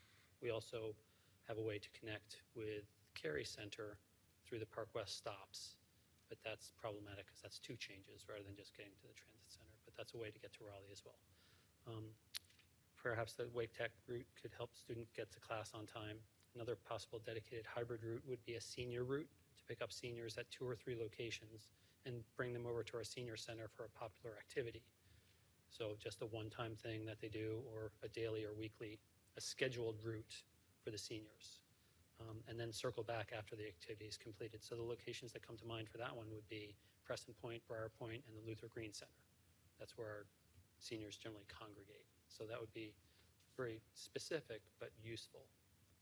And to make the best use of our resources, I'd like to know, in an ideal world, how would our residents use our service? So when we did this at the first time, we did tabletop exercises and things like that. So what I'm hearing, Councilmember Johnson was talking about what stops would be appropriate. I think another tabletop for people to say, these are the spots we have now. Where else do you think we should go? Things like that. That might be, because tabletop exercises give people some food, bring them here to the town center.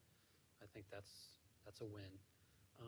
So what will be our options regarding ridership versus coverage, frequency versus reliability, cost versus level of service? So the Wake County Transit Plan, they had those things, and those are the decisions you have to make. So if we approach it in a similar way, it makes it really easy for people to understand. You could do this, but then you've sacrificed that.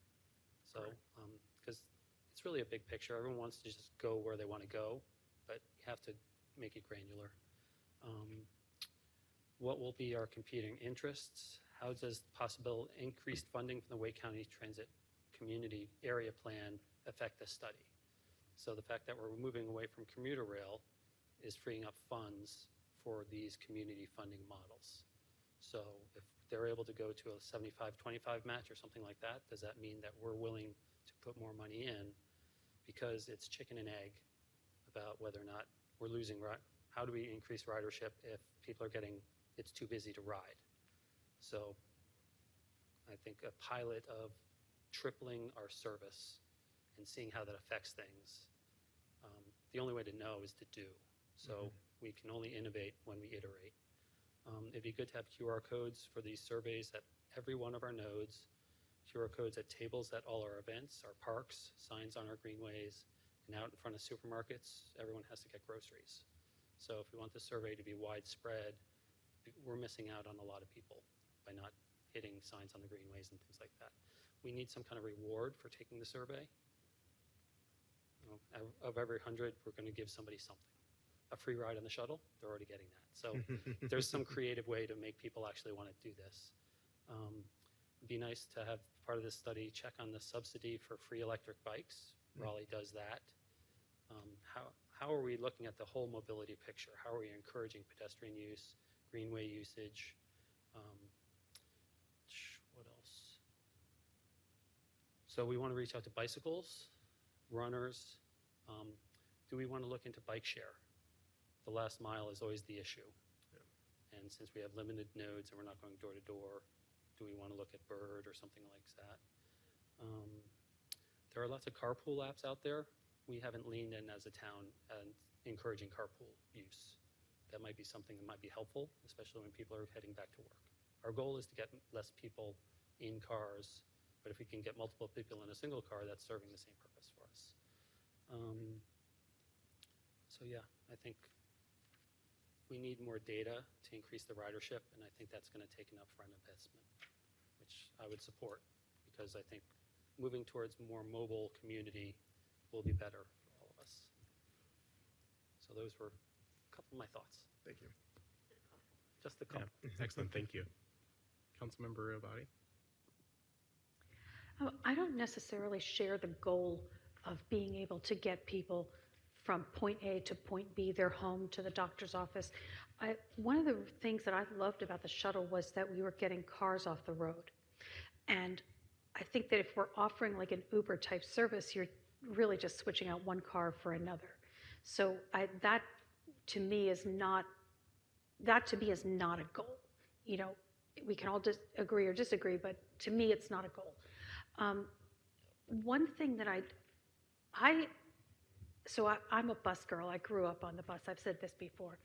But one of the things that the bus does is they just 2, 3, whatever buses follow each other around all day, and there's a route, and if you miss one, there's another one coming along in a half hour, and and I think that is a more functional model because right now what we're offering people I don't know about a lot of the time, but I do know that what we're offering people sometimes is the opportunity to walk to a shuttle stop and not be able to get a shuttle.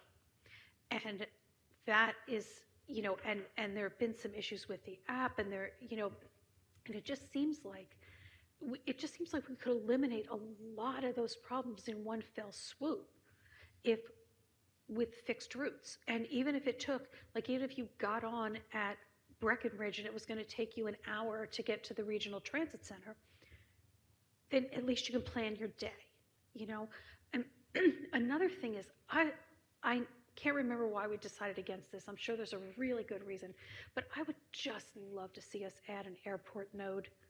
I really would, and I think that would get a lot of use.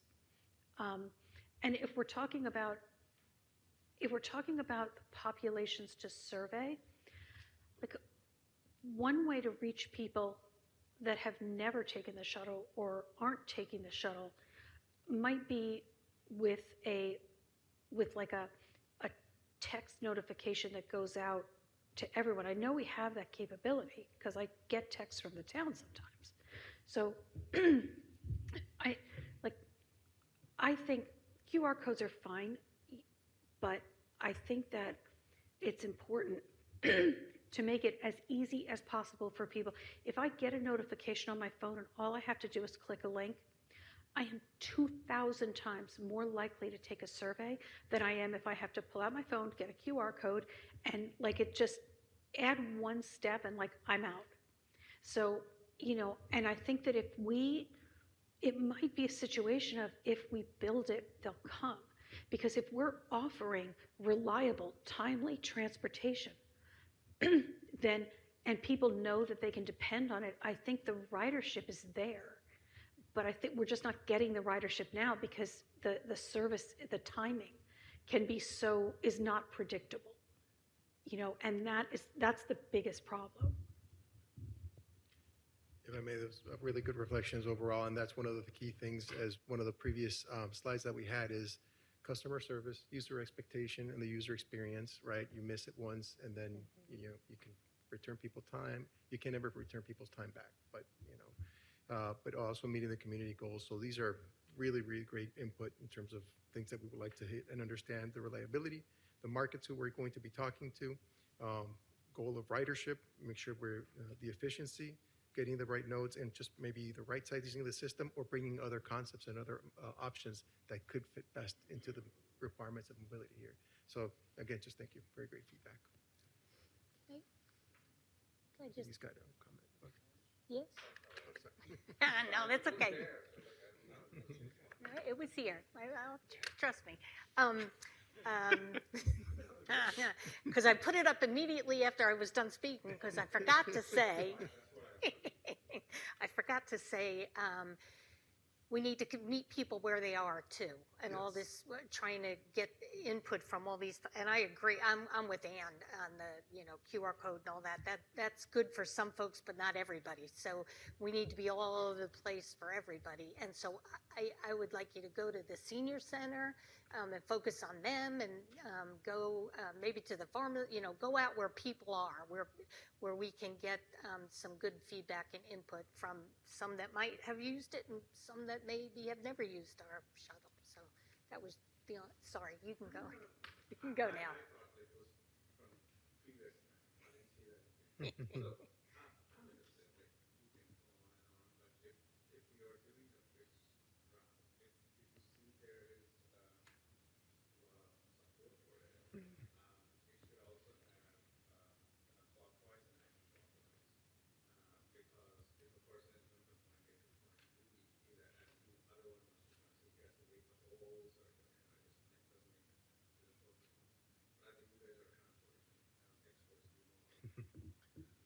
Great point. And then clock face service, right? Every 45 minutes.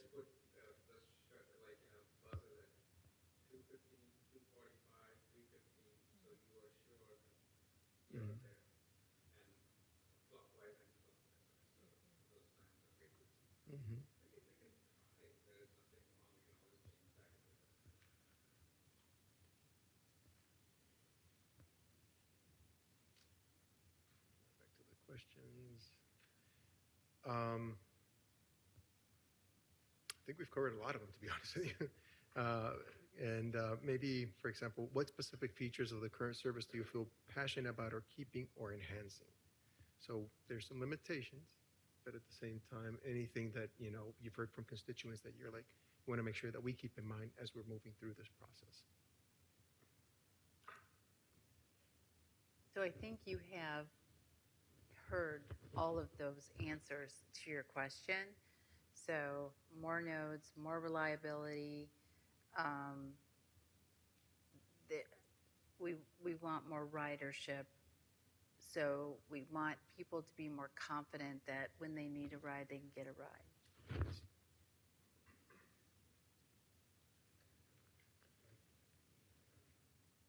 I'm just curious, do you have a way to track whether or not people are actually putting their bikes on the racks and actually using that feature? We don't currently have that availability. So that'd be nice to kind of know that.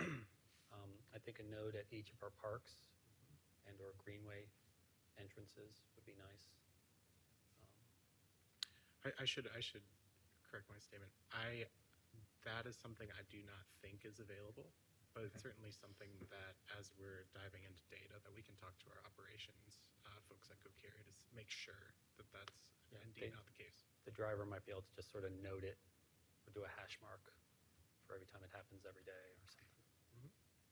Because I think the commingling of different modes is going to be our answer in Morrisville. So making sure that people understand that they don't necessarily have to walk to a stop if they can take a scooter, and pets are not allowed, right? That's correct. Is it possible we could open that up? Certainly something we can discuss with Go Carry, but we have discussed it in the past, and it wasn't an option at the time. Okay, so that'd be nice, because we have a dog park. So we'd like to be able to have people go to the dog park. Councilmember Johnson? I don't, no matter what this service evolves to, an app or one place to go to get all the information they need. So if we're going to have some fixed route system, an app that shows them, you know, the route, the times, the whatever. I like the idea of having an easy way to get the information related to this bus service. So I would say keep that in some manner. Keep the information in an app. I'd like to keep it in an app. I don't, you know, let's see what the public thinks, but that's really easy way to find all the information. Just, I don't want somebody to have to go like to a website and then dig and find information. So I like the fact that there's an app today where they can go and get the information they need. Simple a trip planning tool that's Yep. seamless, Yep. easy. Yep, that's it exactly. And then the other thing, I had heard some issues, and I'm trying to remember now, and I would need to go back through my emails or my notes. I remembered that there were some issues or complaints about how easy it was for wheelchairs on the Smart Shuttle, that it wouldn't accommodate all types of wheelchairs and all kinds of folks with different physical disabilities. Now, do you remember? Do you know anything about that, Caleb? I actually do not. This is the Okay. first I have heard of accessibility issues. All of our vehicles are ADA accessible and have multiple seats on board for wheelchairs and other patrons who need that type of service. Okay, so even like motorized vehicles can get on. That's correct. The Smart And Shuttle. our operators are trained to help Okay. customers get on the vehicle Okay. as well. Thank you. Mayor? When Councilmember Johnson was talking about the app, I know that there's certain apps that can get you, like, I want to go from here in Raleigh to here in Morrisville, and they give you all the different things. So ours doesn't do that, but are we embedded in the one that does it for Raleigh? You know what I'm talking about? I know what you're talking about. I'm not familiar with the name of the app. We are not integrated into other apps at this time.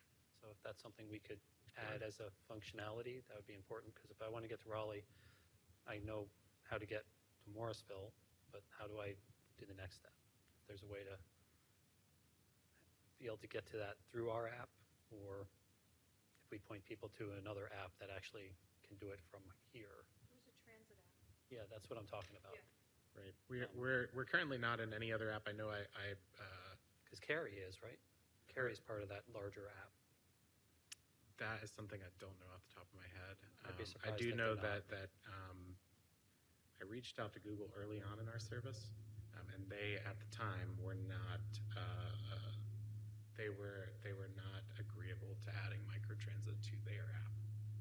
So it's certainly something that we can explore. Yeah, I was just going to say, usually it's the GTFS or General Transit Feed, which is fixed route services, are normally out there on the app. But nonetheless, we'll explore and see if either, because microtransit is booming everywhere. It's, from coast to coast. So we'll explore to make sure that, see where they are at the forefront of adding those in integration with the rest of the services. And is Zipcars part of this at all? Zipcar, the Car share. Car share. I mean, if we're looking, but it goes against, that's just trading one mode for another mode. But if we're throwing a lot of things up there, it's transit. It was not considered in the RFQ process. But definitely note that one.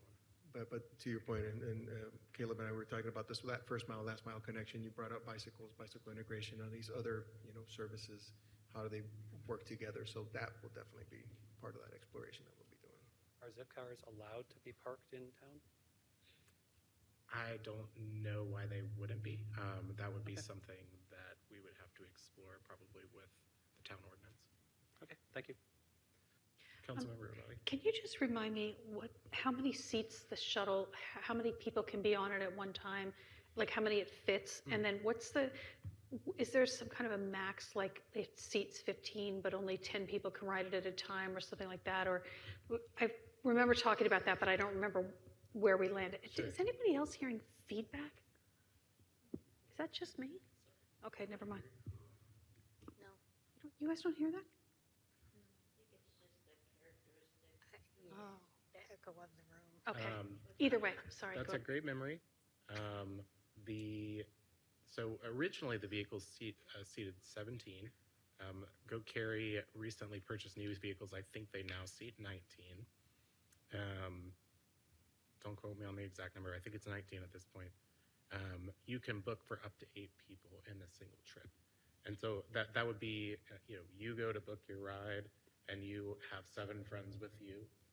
You can add people to your ride so that when the operator gets there, they know that I'm looking for Councilmember Abadi, and then you have 7 other people with you at the time. Okay, now there's feedback. I heard that. So, but if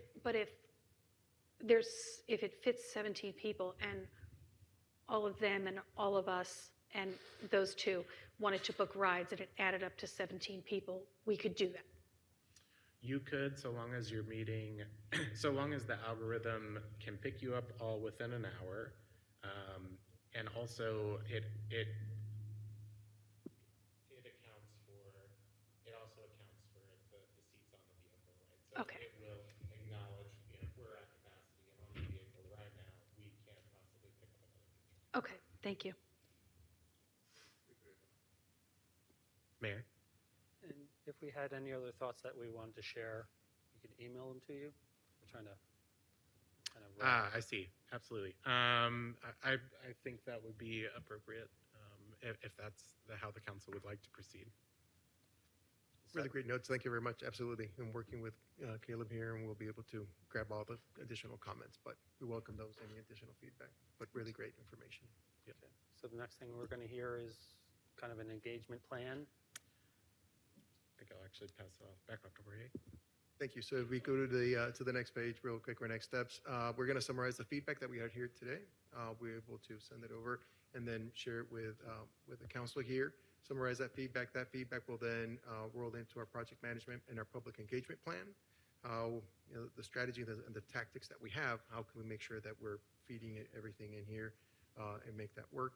We're going to refine the schedule and our tactics. Then we're going to go a deep dive into data collection, our system evaluation, and then getting prepared for engagement. So because we want to be able to present information to the community as to who's using it, who's used it, total trips taken and stuff like that. So those will be the next steps that we have in mind.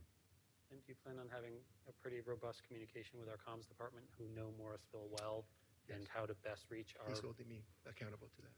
Okay. Absolutely. We will end up coordinating very heavily with communications to make sure that we're hitting all of the possible opportunities that we can in this engagement phase. Okay. Thank you very much. Very exciting. Thank you. Have a good evening. Thank you all. Thank you. Thank you. Speaking of communications, for our final work session this evening, we invite Will Glenn, Communications and Outreach Director, to the table to provide a department update. Yeah, thanks, Caleb.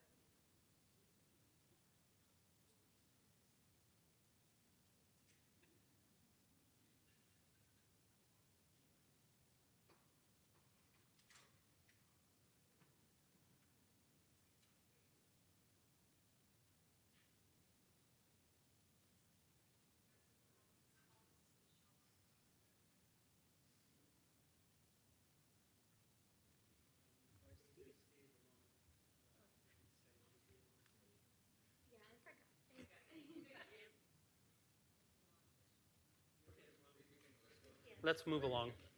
Let's keep it going. It's 9:42. All right. Good evening. Glad to be before you all this evening to talk about all the great things happening in communications. I am Will Glenn, Communications and Outreach Director, and tonight we are going to do a quick department overview, discuss our language access plan as well, go over sponsorships and some community outreach, community engagement, small business outreach, and discuss budget outreach, and also our exciting new rep video platform as well, and end up with a update on website redesign. So.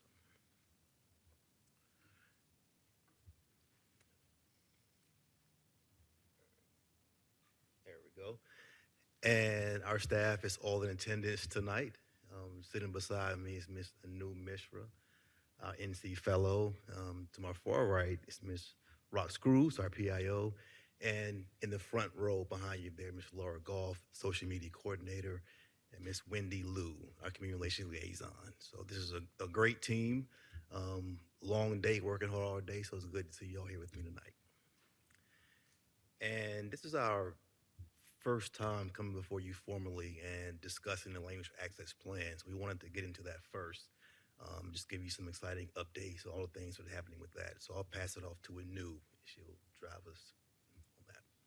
Thanks, Will. Hi, everyone. My name is Anu, and I'm the lead for North Carolina Fellow that's been working with the town since August to help us implement our language access plan. So just to get started, I'll talk a little bit about the 5 goals that we had outlined to have done by our first year, and I'll expand on those and explain what we've been able to do and what we hope to do in the future as well. So the first thing that we hope to do was advertise the adoption of the plan, because it's important for residents to know that we have language access services available for them and to understand what we are offering them. So we've been able to do that in a numerous amount of ways. First being just by tabling at our town events. In August at the International Festival, we were able to table both the small business program with Wendy and the language access plan. So we got a lot of really great resident engagement with that. We were able to hand out a lot of swag as well and have really good face time with our residents to talk about what exactly our plan is and what it offers. We also did something really cool and unique. We ordered a cork board off of Amazon that shows a map of the world, and we asked our residents to place a pin on where they're from, and our product was a really amazing kind of way to amplify and talk about the diversity that we have in our town. So that was a great way for us to kind of leverage an opportunity to have a conversation with our residents and learn more about what their priorities are in terms of language access. Yeah, so that's the board right there, and we're hoping to find a way to display that and showcase it as well. So the second thing that we needed to do was designate a language access coordinator, which I am serving as currently, and identify department liaisons. So I'll expand on that a little bit more later, but our department liaisons are really are key to being able to implement this plan on the staff side. The third goal that we had outlined and that we've already completed. So the first 3 goals we've already been able to do, and we're hopefully on track to complete the other 2 that I mentioned, that I'll mention later as well. So the third goal was to procure and execute a contract for both language services and language translation services and interpretation services. So it took me a little bit of time to figure out what the difference is between those 2 things, but translation itself pertains to written documents and text. And then interpretation is going to be your dialogue that you're having with people who aren't speaking English. So that's really going to be your face-to-face interactions, while translation really is pertaining to documents and written words. So we were able to secure both of those contracts, and I'll explain what both those companies are in a little bit as well. So our next 2 goals are to provide training to our staff, and we're already on track to complete that by the end of March, hopefully. We have a date set for this training. It'll be on March 31st. And our community partners at the Hindi Vikas Mandal and HSNC will really be the most important tool in us being able to train our staff and really help them understand what our language access plan priorities are and how we're going to go about really making sure we have consistent interactions with our non-English speaking community. And number 5 goes kind of hand in hand with number 4. So developing a quick reference guide for staff with instructions and providing them with language identification cards. So just to expand on that a little bit more, number 5 is mainly pertaining to interpretation services. So when we have our interpretation services set up, which will be very shortly, we need to have a way for our staff to identify what is the language that people are speaking. So if you have someone walk into one of our more resident-forward facilities in our town, like the MAFC or the Senior Center, we need to have a way for our staff to figure out what is the language that they're speaking and what language are we going to ask our interpretation service to have on the phone. So really these cards are going to help us do that. They're also going to outline what is that interaction going to look like. We want to keep it consistent. We want to make sure that that interaction is really looking the same in every facility in our town so that all our residents are getting the same level of service that they should have regardless of the language that they're speaking. So both 4 and 5 are on track to be done hopefully by the end of March. So now we'll talk a little bit about our accomplishments. So the first thing we did was identify language access liaison from each town department. So each department in our town has one person that's kind of serving as their point of contact for all language access plan things. So these people also have a license to use our translation service, which is Global Doc. So we signed a contract with them in October for throughout the end of 2025. And this service is going to provide us with the ability to upload pretty much any document or any file in any format that we need and select what languages we want. So each liaison has a license to use this, and they've also received training from Global Doc on how to use this service. So it's super simple. You go in, you just upload the document that you're looking to translate in pretty much any format you want. You select the language, what time you want that document to be done by, and they'll get it done and send it back to you. And we get one free round of edits with that, so we can look at formatting, we can look at context of the translation itself, let them know what we're looking for to be changed, and then we'll receive that final product. So that's the translation service, and that goes hand in hand with the liaisons. The next thing we were able to do was establish a town-wide interpretation service. So our interpretation provider is United Language Group, and we're very close to having that done. It'll probably be done in the next week or so. We just need to figure out a few last-minute details. But this is going to be an over-the-phone, on-demand interpretation service. So pretty much every facility in our town will have access to this, where they can just dial a toll-free number that's specific to our town, let them know that, provide any access codes that we want, or if we want to collect any information on what department is calling so we can keep track of what these interactions are looking like, and then indicate that we need an interpreter for whatever language that they're looking for. And then there might be a little bit of a wait involved, but we tried to go with the provider that had the lowest wait time, and then they'll get an interpreter on the phone whenever they need. This is 24/7, 365 access. So continuing with some of our accomplishments, like I said before, we were able to provide training and licenses to our staff to use Global Doc and Lang Expert. So those are both the same thing. Lang Expert is just the name of the tool that they use to translate. So the next thing we are in the process of doing is vital document identification. This is really going to be the heaviest lift of the initial part of our language access plan.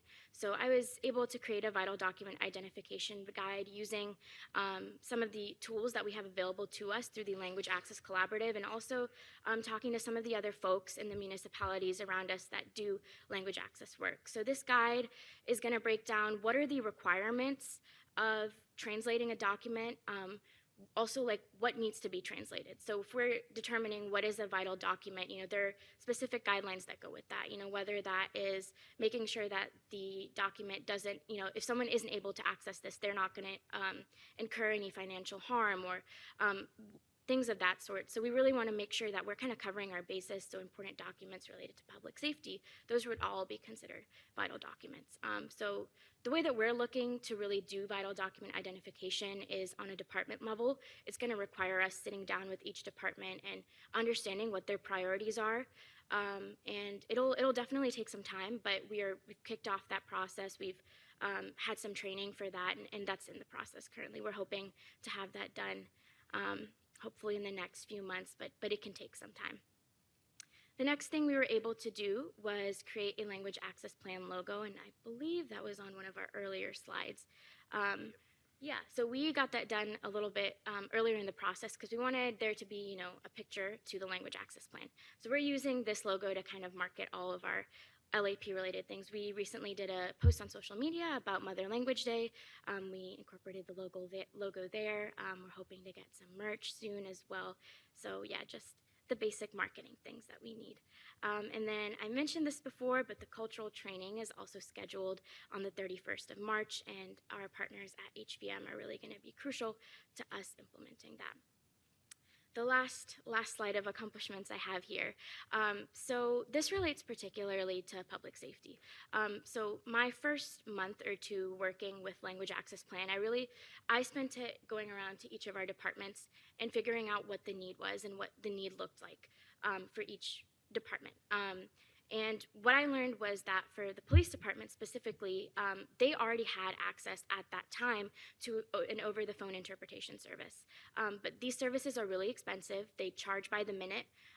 It's difficult to really anticipate what a cost will be when you're using an over-the-phone or on-demand service. They also needed a service that allowed for them to talk to the resident directly. When you get an interpreter involved over the phone, whether that's when you're working with detectives or pulling someone over, it can convolute the process. So being able to talk to a resident directly was important and a priority for the police department. So we were able to work with them and IT as well to identify a device that was vetted for public safety and HIPAA compliant to use for live in-person interpretation. So we acquired a device called Pocket Talk. Like I said before, this device is vetted for public safety. There's currently one device at the police department that they're testing at the moment. One device is also with our inspections department because there was a lot of need there as well. Our inspectors have a lot of interaction with non-English speaking residents. So it's important to have that device to talk in real time to people. Another thing I will say is that when I was going to each department, there were a lot of departments and facilities as a part of our Parks and Recreation program that had a very specific need. I went to the senior center multiple times, and pretty much every time I was in there, there was a Morrisville resident or Morrisville senior that did not speak English and spoke Hindi specifically. So I was there in the moment, so I was able to help facilitate that interaction and figure out how we could get them registered with the senior program, and also explain to them that our classes require registration beforehand. You can't just walk in and utilize our services immediately. It takes some time and some registration. But if I wasn't there, I'm not sure how that conversation would have gone. That was a consistent struggle for our folks working at the senior center, and it was similar in our other facilities as well, at the Morrisville Aquatic Center, at the Cedar Fork Center. So there certainly is a need for some way and some procedure to address these interactions with our non-English speaking residents. And we're trying to figure out what is the best and most effective way for us to do that. So aside from the public safety specific device, all of our town staff and facilities are going to have access to this over-the-phone interpretation service. So anywhere that you are in town, if you as a staff member interact with someone who doesn't speak English, you'll be able to use our interpretation service to get an interpreter on the phone and facilitate that conversation. So that's, sorry. I have a question from Cousin Kimberly. Oh, thank you.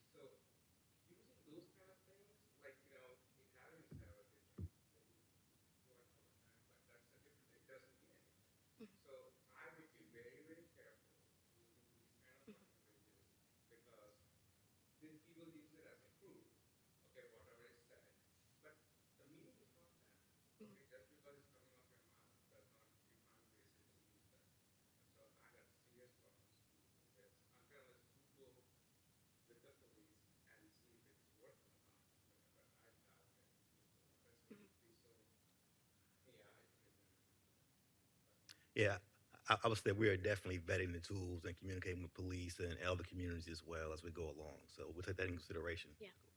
And we're working with Captain Shirley and Lieutenant Almond on testing this. So that's why we've only purchased one, and we're seeing how it works. So we're going to assess that. By no means is this, we're planning on fully implementing this throughout the whole department. We're just wanting to see what is the best way for us to really be able to mitigate these interactions. But yeah, absolutely. Yeah. Mm. Yeah. Mhm. Mhm.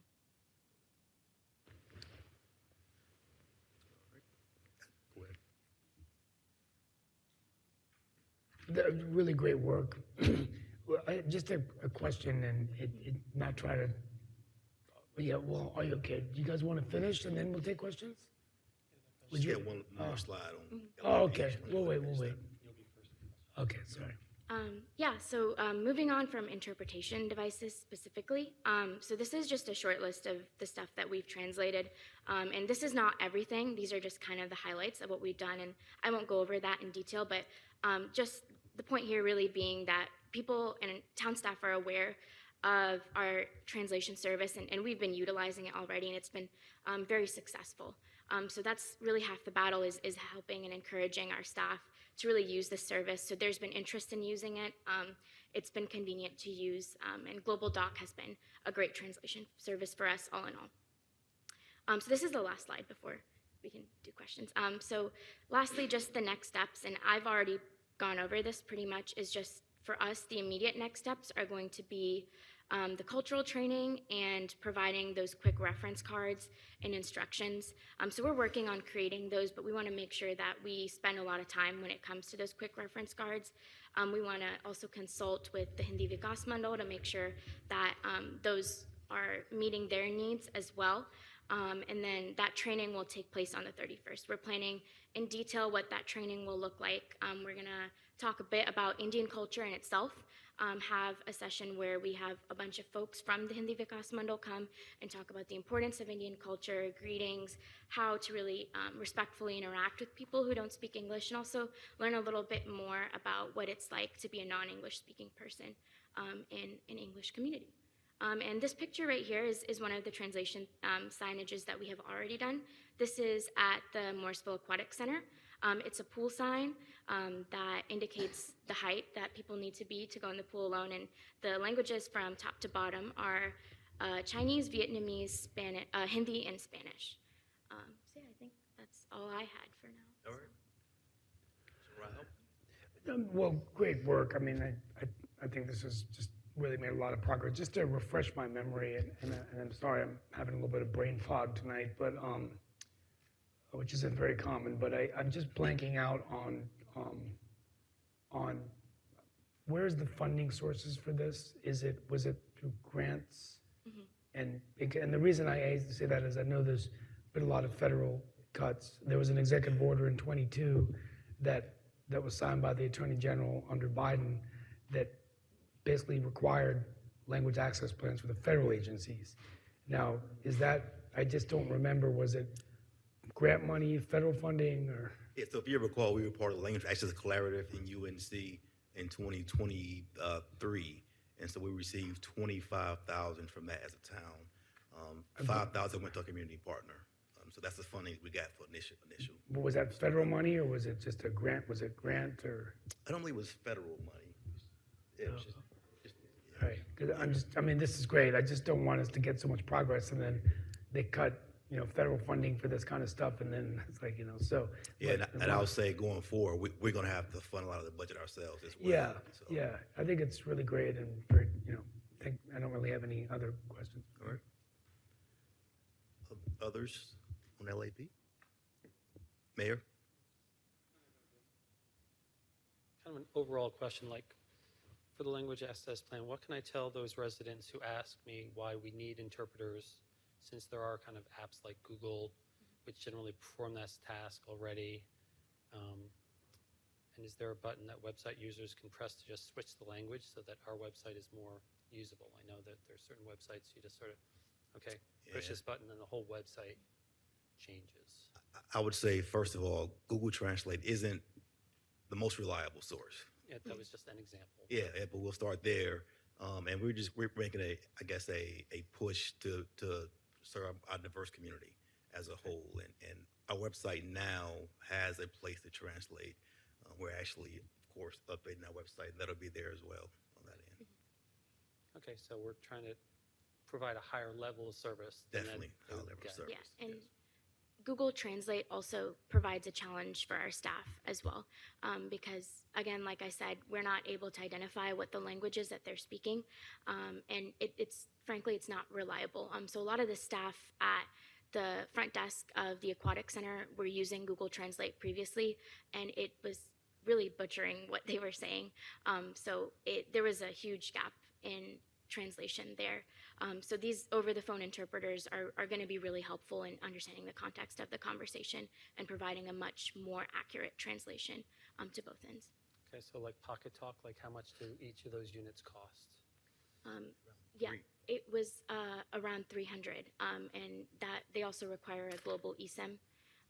That's free for your first year, but then it's a recurring subscription that will have to be paid. Okay, so it's like paying for a phone. Essentially, yes. For example.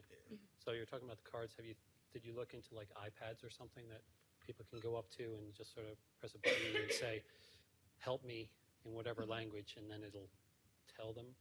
Yeah, I mean, so we've been working with IT, and Rick has been really helpful in helping us identify new forms of technology for that. I will say there are a lot of phones that have Google Gemini that we've been trying as well. We've purchased one of those. So it's just a matter of testing with people and seeing what works for them and what's the most accurate. I love the idea that we're embracing the newest technologies Yeah. to try to serve our residents. So great job. Yeah. All right. Thank you. Sorry. So, Johnson. great job. Now, I just have one quick question. And I knew you may have said this, but when you talk about this Pocket Talk, and is it in multiple languages? Because I know we're focusing on 4 languages, but this is, okay. Yes, That's- I want Pocket Talk is 84 plus languages, and they update that pretty much on a monthly basis. So they keep track of what the translation is like, so they're tweaking it constantly. And they add new languages as they go as well. Okay, fabulous. Good job. Thank you. Love the presentation. I think that is so important that we connect as a community. One of the things about language, though, is its context. It's not just words, just like Mayor Pro Tem said. It's about how you inflect your voice, and some of that is cultural. Like, I might inflect my voice and you think that I'm upset and I'm actually happy. You know, it just depends on some of that. When you're training staff, are you training a little bit about those aspects? It's not just the words, but how those words are delivered. I think that connection is important to understand. I've traveled overseas to Asia. Japan is one very specific example where they have very rigid customs, and the way that they present themselves and speak to each other is very different than the U.S. And understanding that is important, that you get training and can communicate more effectively. And I would imagine, you know, in our international community, you can't cover every culture because there is a very diverse base, but just to have an appreciation that people aren't always saying exactly the words that you expect in the way that you expect, and you have to do that. The other thing is, I also am concerned that the police would be using a device that might not provide that context. And so the service that we have today, although expensive, might be a really sound way of de-escalating or crisis management. So maybe there is a solution where intense situations where language is helpful, but not a crisis, other areas of our organization, we could use the devices. But the police are special because of the sensitivity of their work. Thank you. Thank you. Member Johnson? No, I'm good. Okay. Sorry. All right, so we'll proceed on. Let's talk sponsorships. I would just say that our program is off and running, and what you see before you now is our levels of sponsorship. And these may change depending on the events and what the coordinators can offer for each event. They're current, I would just say that. And we have a sponsorship guide that we develop on the website that our residents and our businesses can look at and decide on what they want to sponsor with our town. All right. So Boo Bash, I want to highlight two events here. Boo Bash we used as kind of a opportunity to test our process and our procedures internally. We just kind of jumped in. It was communications, finance, and IT, and parks for the most part. So wanted to see, so when a sponsorship comes in, what happens next? Where does it go to? Who gets the notice and how the funds being paid? So as you can see, Creek Week, which is occurring in about 2 weeks, we have much more sponsorships there. We actually have enough to cover that event in total. So we're very excited about that and excited about that going forward. So off and running there with sponsorships. Next slide. I'm sorry, you have a question? How did you come to these pricings? I'm kind of. Say it again. How did you come to these levels? The different levels. Yeah. I met with Parks, and first of all, we wanted to make sure we can provide different offerings on different levels. Some of them come with the name on the back of a T-shirt. Some come with website mentions, those kind of things. So, and it's pretty general. Looked at other communities, what they were doing as far as parks and such, and went from there. I think you need to up your game there to be serious. Like the 750, a kid goes to a pediatric, he can get, billed so much. So I think, I'll be very honest, that's very, very low right now. Yeah, again, that was our first one, and we were just trying to see what we get out there. So we're definitely looking at that each time. All right, so I want to discuss, we are in the midst of finalizing a contract with the consultant to actually help us get naming rights and sponsorship for our amenities here in town. Should be signing the contract, I hope, within the next couple of weeks. And that's to get naming rights for our dog park, for Church Street Park, and also for our town center. So very, very excited about that. And we are prioritizing our dog park, of course, and hopefully we had a meeting with them last week, and it's gonna take about, 3 months to do an asset evaluation. After that, we're looking to have a sponsor in place within the next couple of months for that. So more to come on that. Next slide, Rox. So next steps, we definitely want to continue to market availability of sponsorships for our town for the events. I mentioned finalizing the contract with our consultant. And from that point on, we will want to look at what we have here in town, valuable assets. And then it's just basically negotiating terms and getting sponsors in place and naming rights in place. All right, Mayor. Going back one, just those three things are part of the contract, or are we also looking at Morrisville Community Park and the different ball fields, or is it really limited to just those three? So these three are part of the initial contract. We expect it to be an ongoing relationship with our consultant to include more things as we go along. So. Okay, because wide Yeah. wide gamut. Okay, thank I'm you. expecting to be very lucrative for the town as we go in with this. Thank very you. much so. More questions?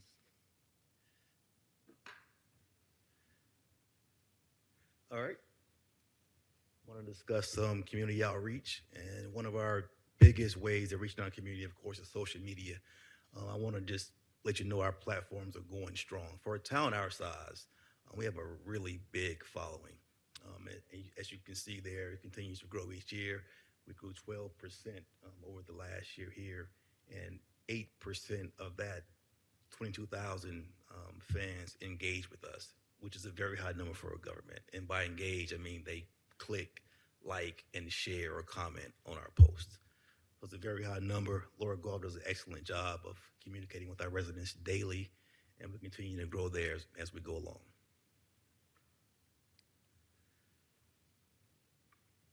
All right, Town Center outreach. This was done in the fall of last year, and I heard Councilmember Johnson mention earlier tonight, going where the people are. And that's our philosophy, is our strategy. Kind of going where they already are, be it town events, which are heavily attended, of course. We also attended Briar Point Retirement Community last year as part of Town Center outreach. They were happy to see us there. We had some very, very good outreach with them. Again, town events. We also utilize social media, postcards, and the like. Got some really good feedback. We had a town hall or information session in this room, one of our biggest crowds that we've had for a gathering of such. So, looking forward to continuing getting the word out about our new town center.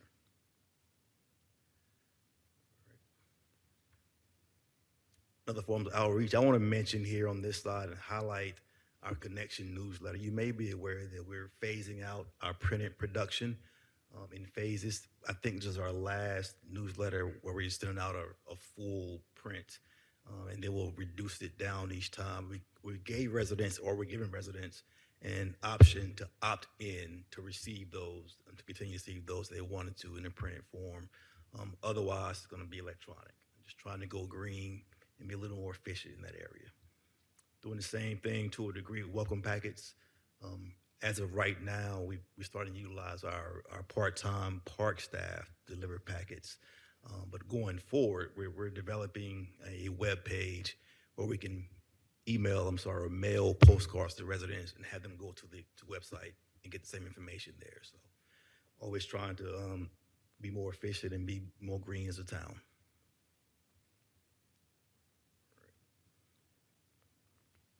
More community engagement. These two programs, Morrisville 101 and Teens Morrisville 101, are probably my two favorite things that we do here in town. And just being with the youth in Teen Morrisville 101, it's enlightening to a degree. But also our adult class as well. I will say that currently, Teen Morrisville 101 is 4 classes, 4 Wednesdays in May. We're going to expand that this year to 5 classes, and it's going to be a parks class. So we're very excited about that. But we've experienced increasing enrollment each time in both classes. Our Morrisville 101 last time was our biggest class that we've had to date, and it continues to grow each time. Last time was a very, very engaging class, as you may know, and really enjoyed them. So these are 2 very important programs to the town, and of course, the communications department.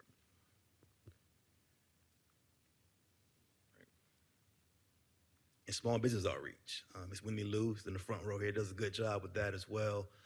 She's been out visiting businesses. Our goal has been to visit 10 to 12 businesses per week. Come rain, come snow. She had challenges a couple weeks ago when we had the very bad weather. She's doing a great job with that. But also, when you see the businesses that are our events, that's Wendy's job to get them there as well. So she's doing a great job on all levels with that. We had some Black History profiles during this month, some Black-owned businesses. And also, I'll highlight the collaboration we had at Morrisville Means Business, the workshops we had in late October, November. She had a role in that as far as communicating and promoting that as well. So continue to speak with our businesses and do outreach there. And of course, our budget outreach. We do understand how important it is to hear from our residents about our budget and how we're spending our money. Once again, just like Town Center outreach, we're taking this where people are, and we're trying to get a resident perspective as well. We'll be going to events this time, of course, and utilizing postcards and mailers. Our theme, nothing but net. So we're trying to do a March Madness theme, whereas utilizing a bracket with our 10 priorities and having residents kind of fill those out, what they feel is important. At the same time, we want to also offer avenues where it's not based around basketball. So you don't have to limit basketball to fill out what you think is important. But nothing but net kind of plays on the financial part as far as net and also the March Madness theme. So more to come on that, but we know it's important to the town to get feedback from our residents and engagement on that end as far as the budget is concerned. All right, and from there, I want to transition. Rock's going to go over to the podium. We want to allow you to take a look at our rep video platform that we're doing a 3-month pilot on at the moment.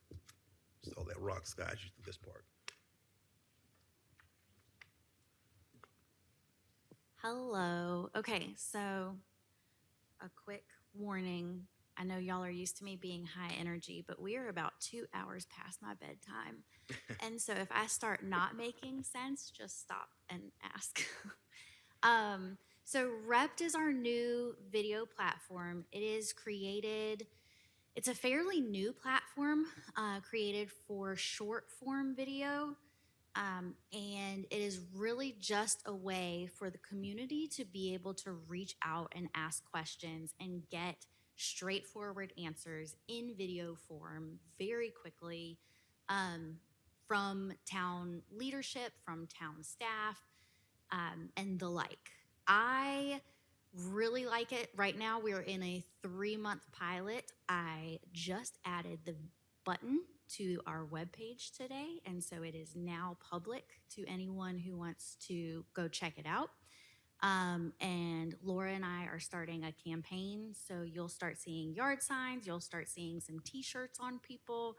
We created our own logo for it. I'm really excited about it. If you haven't looked at it, I know I sent it to all of you, but if you haven't looked at it, think of YouTube without the ability to troll. That is the best way that I can possibly explain it. People are allowed to ask questions. They can't just leave meandering comments. And in those questions, you are then allowed to go in and upvote for someone else's question. And so if you agree with a question or you want to also see the answer to that, you can upvote it. And then that catches my attention to be able to go, oh, hey, we need to go ahead and get this answer or this question answered quickly. Here we go with mixing up the words. I warned you. Okay, so I want to show you very quickly an example that we have. Oh, Bianca, where did Teams go?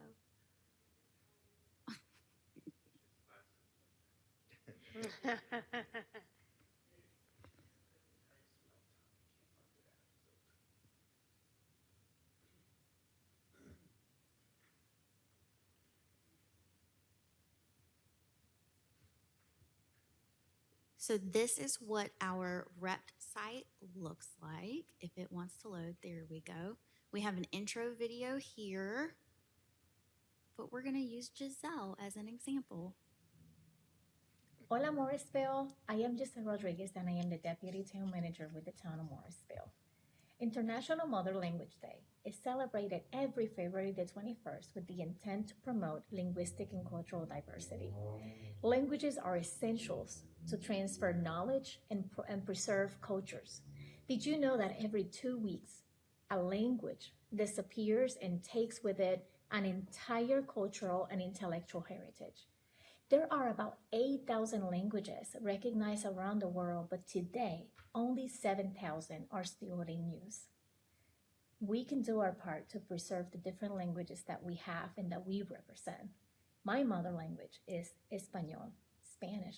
What is your mother language? What are you doing to preserve your mother language? And then they get to vote on whether it was helpful or not. So that is the extent of the trolling on Rept, is to just hit not helpful. So 2 things that I want you to kind of take note of. One, it automatically makes a transcript for every video. And what's important about this is that it then makes that information searchable. And so if someone is searching for Mother Language Day and Giselle has mentioned it in her video, it will take them to that video. Whereas a lot of video platforms, you cannot search through a transcript. And so it doesn't matter what is said in the video, it only matters what the title is. You're limited in your search function to just whatever you're putting in the title or any kind of like tags or keywords. We don't have to do that because we're able to search transcripts on this. The other thing is Since Rept is a fairly new platform, they are eager to please and they are eager for us to make sure we keep them on board after our pilot. And so I contacted them and said, we have these 4 languages that we need added to your site for the transcript translation. And so we now have Spanish. They already had Haitian Creole, Hindi, Vietnamese, and Chinese, all on our video platform, which is so awesome. So that is Rept. Before I move on to website redesign, do any of you have questions on that? Okay. Well, I'll. And San went up first. Does that include the captions? If they switch the language, are the captions in their language also? I believe that is what it is. But yes, so. Hola, Morrisville. I am Giselle Rodriguez, and I am the Deputy Town Manager. Well, it is with the not Town of working right now. Morrisville. But yes, that is supposed to International include the Mother Language captions. Day is celebrated every February the 21st with the intent to promote linguistic and cultural diversity. Languages are essentials to. So the function right now, like I said, they are new. There have been some things that we've been working out with them as we've been going through the pilot. But yes, the function is supposed to be that it also translates the transcript. And we did a soft launch for things like this to make sure they're yes. working.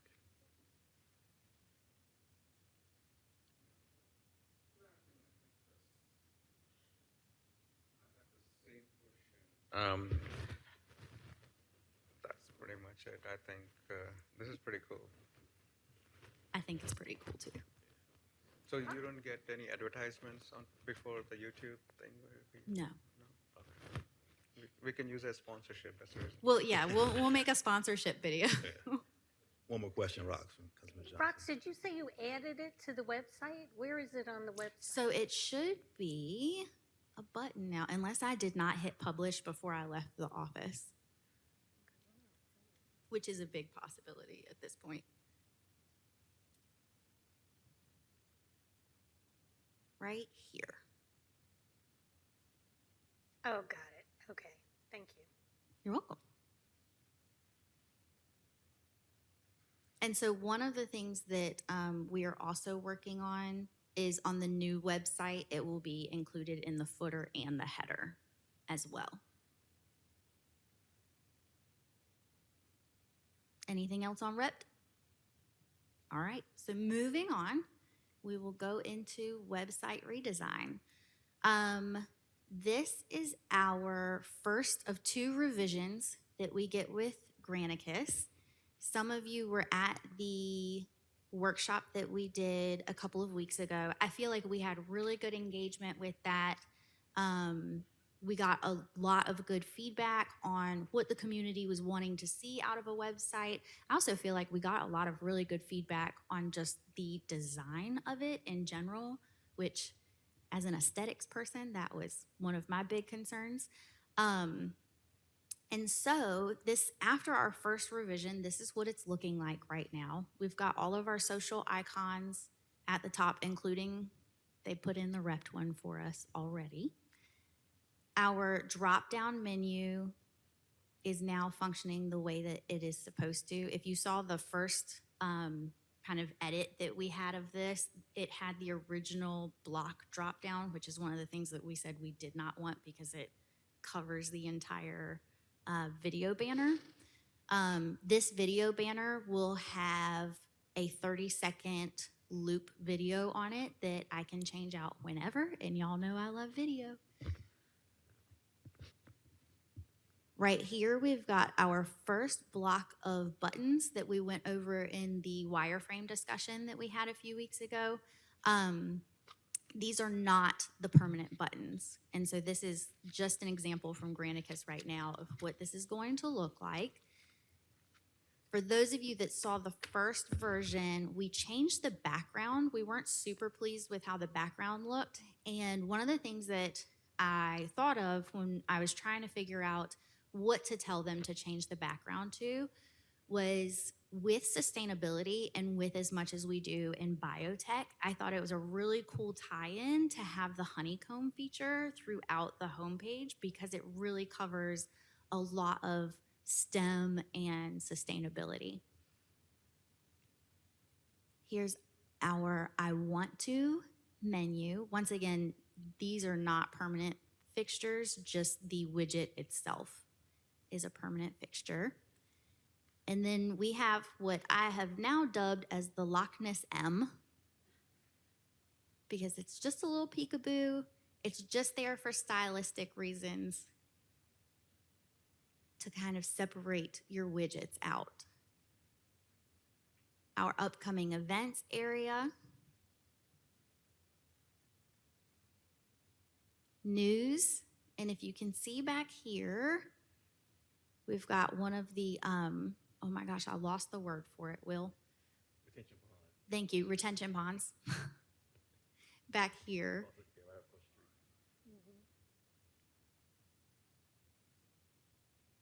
We've got another Loch Ness M. We have added the seal of the town from the first edit that we had in the Explore Morrisville portion. And then when we go down to the map, once again, this map is a graphic, and so that's going to be a completely different map that features a lot of the things very close to Morrisville. Resources buttons. Those will all change. Our Live Connected, Live Well motto. And then our footers. These two on the left will basically stay how they are. They're going to add repped down here. The get involved and the quick links are changeable. And that is revision 2 of the website. And I will take questions. I like feedback too, yeah.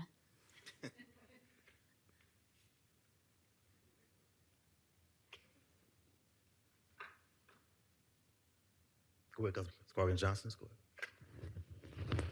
You did an excellent job. I'm impressed that you're here 2 hours past your bedtime. No, I really like the clean layout, and you've clearly thought about the user experience as you're diving in, and with more interaction and some flexibility on how we can change things. I know a few weeks, it seems like a few weeks, it's actually last week, we had the snow experience, Yes. right? First time in several years, and to have the ability to put very clearly, closing of facilities and stuff like that. I'm sure this will lend itself to more banners than the current system. We had to kind of tuck it in into something that was a little difficult. You had too many clicks to figure it out, kind of thing, but versus this allows us to be more flexible and resilient. So very nicely done. Thank you. Thank you.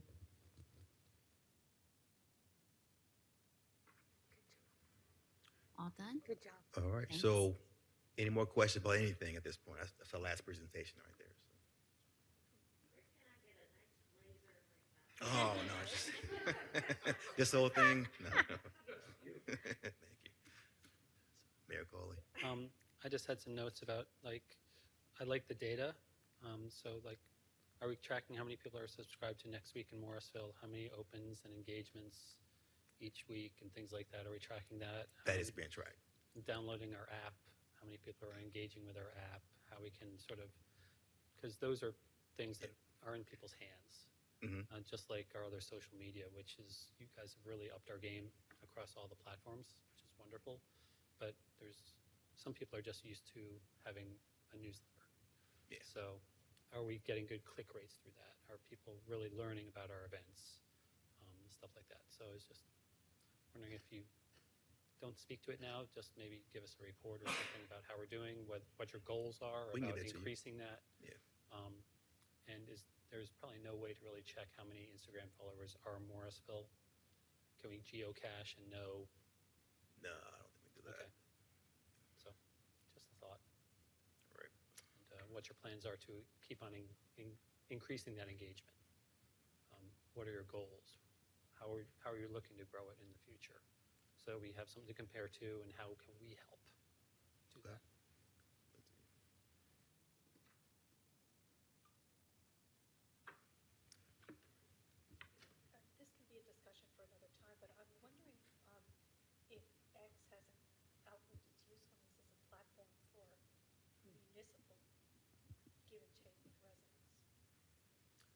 Well, we've been looking at other municipalities and seeing how they're treating eggs.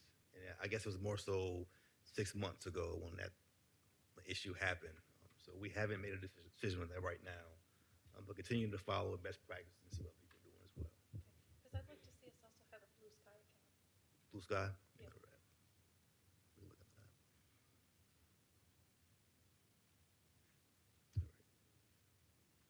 There you go. I heard someone whisper TikTok. Is that ever a possibility for the younger demographic? So that, what'd you say? It's illegal. For all government entities, or? Okay. Yeah, I don't think. So that would be a solid no. Yeah, it's not one of the governments are using. I haven't seen any governments use it. Because I recall you mentioned it a while ago. Yeah.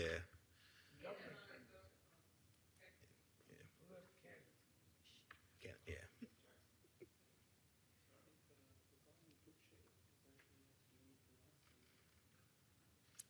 I don't believe so. I mean, continue amplifying what we have going on as far as events and social media as well, and those kinds of things, and our engagement events.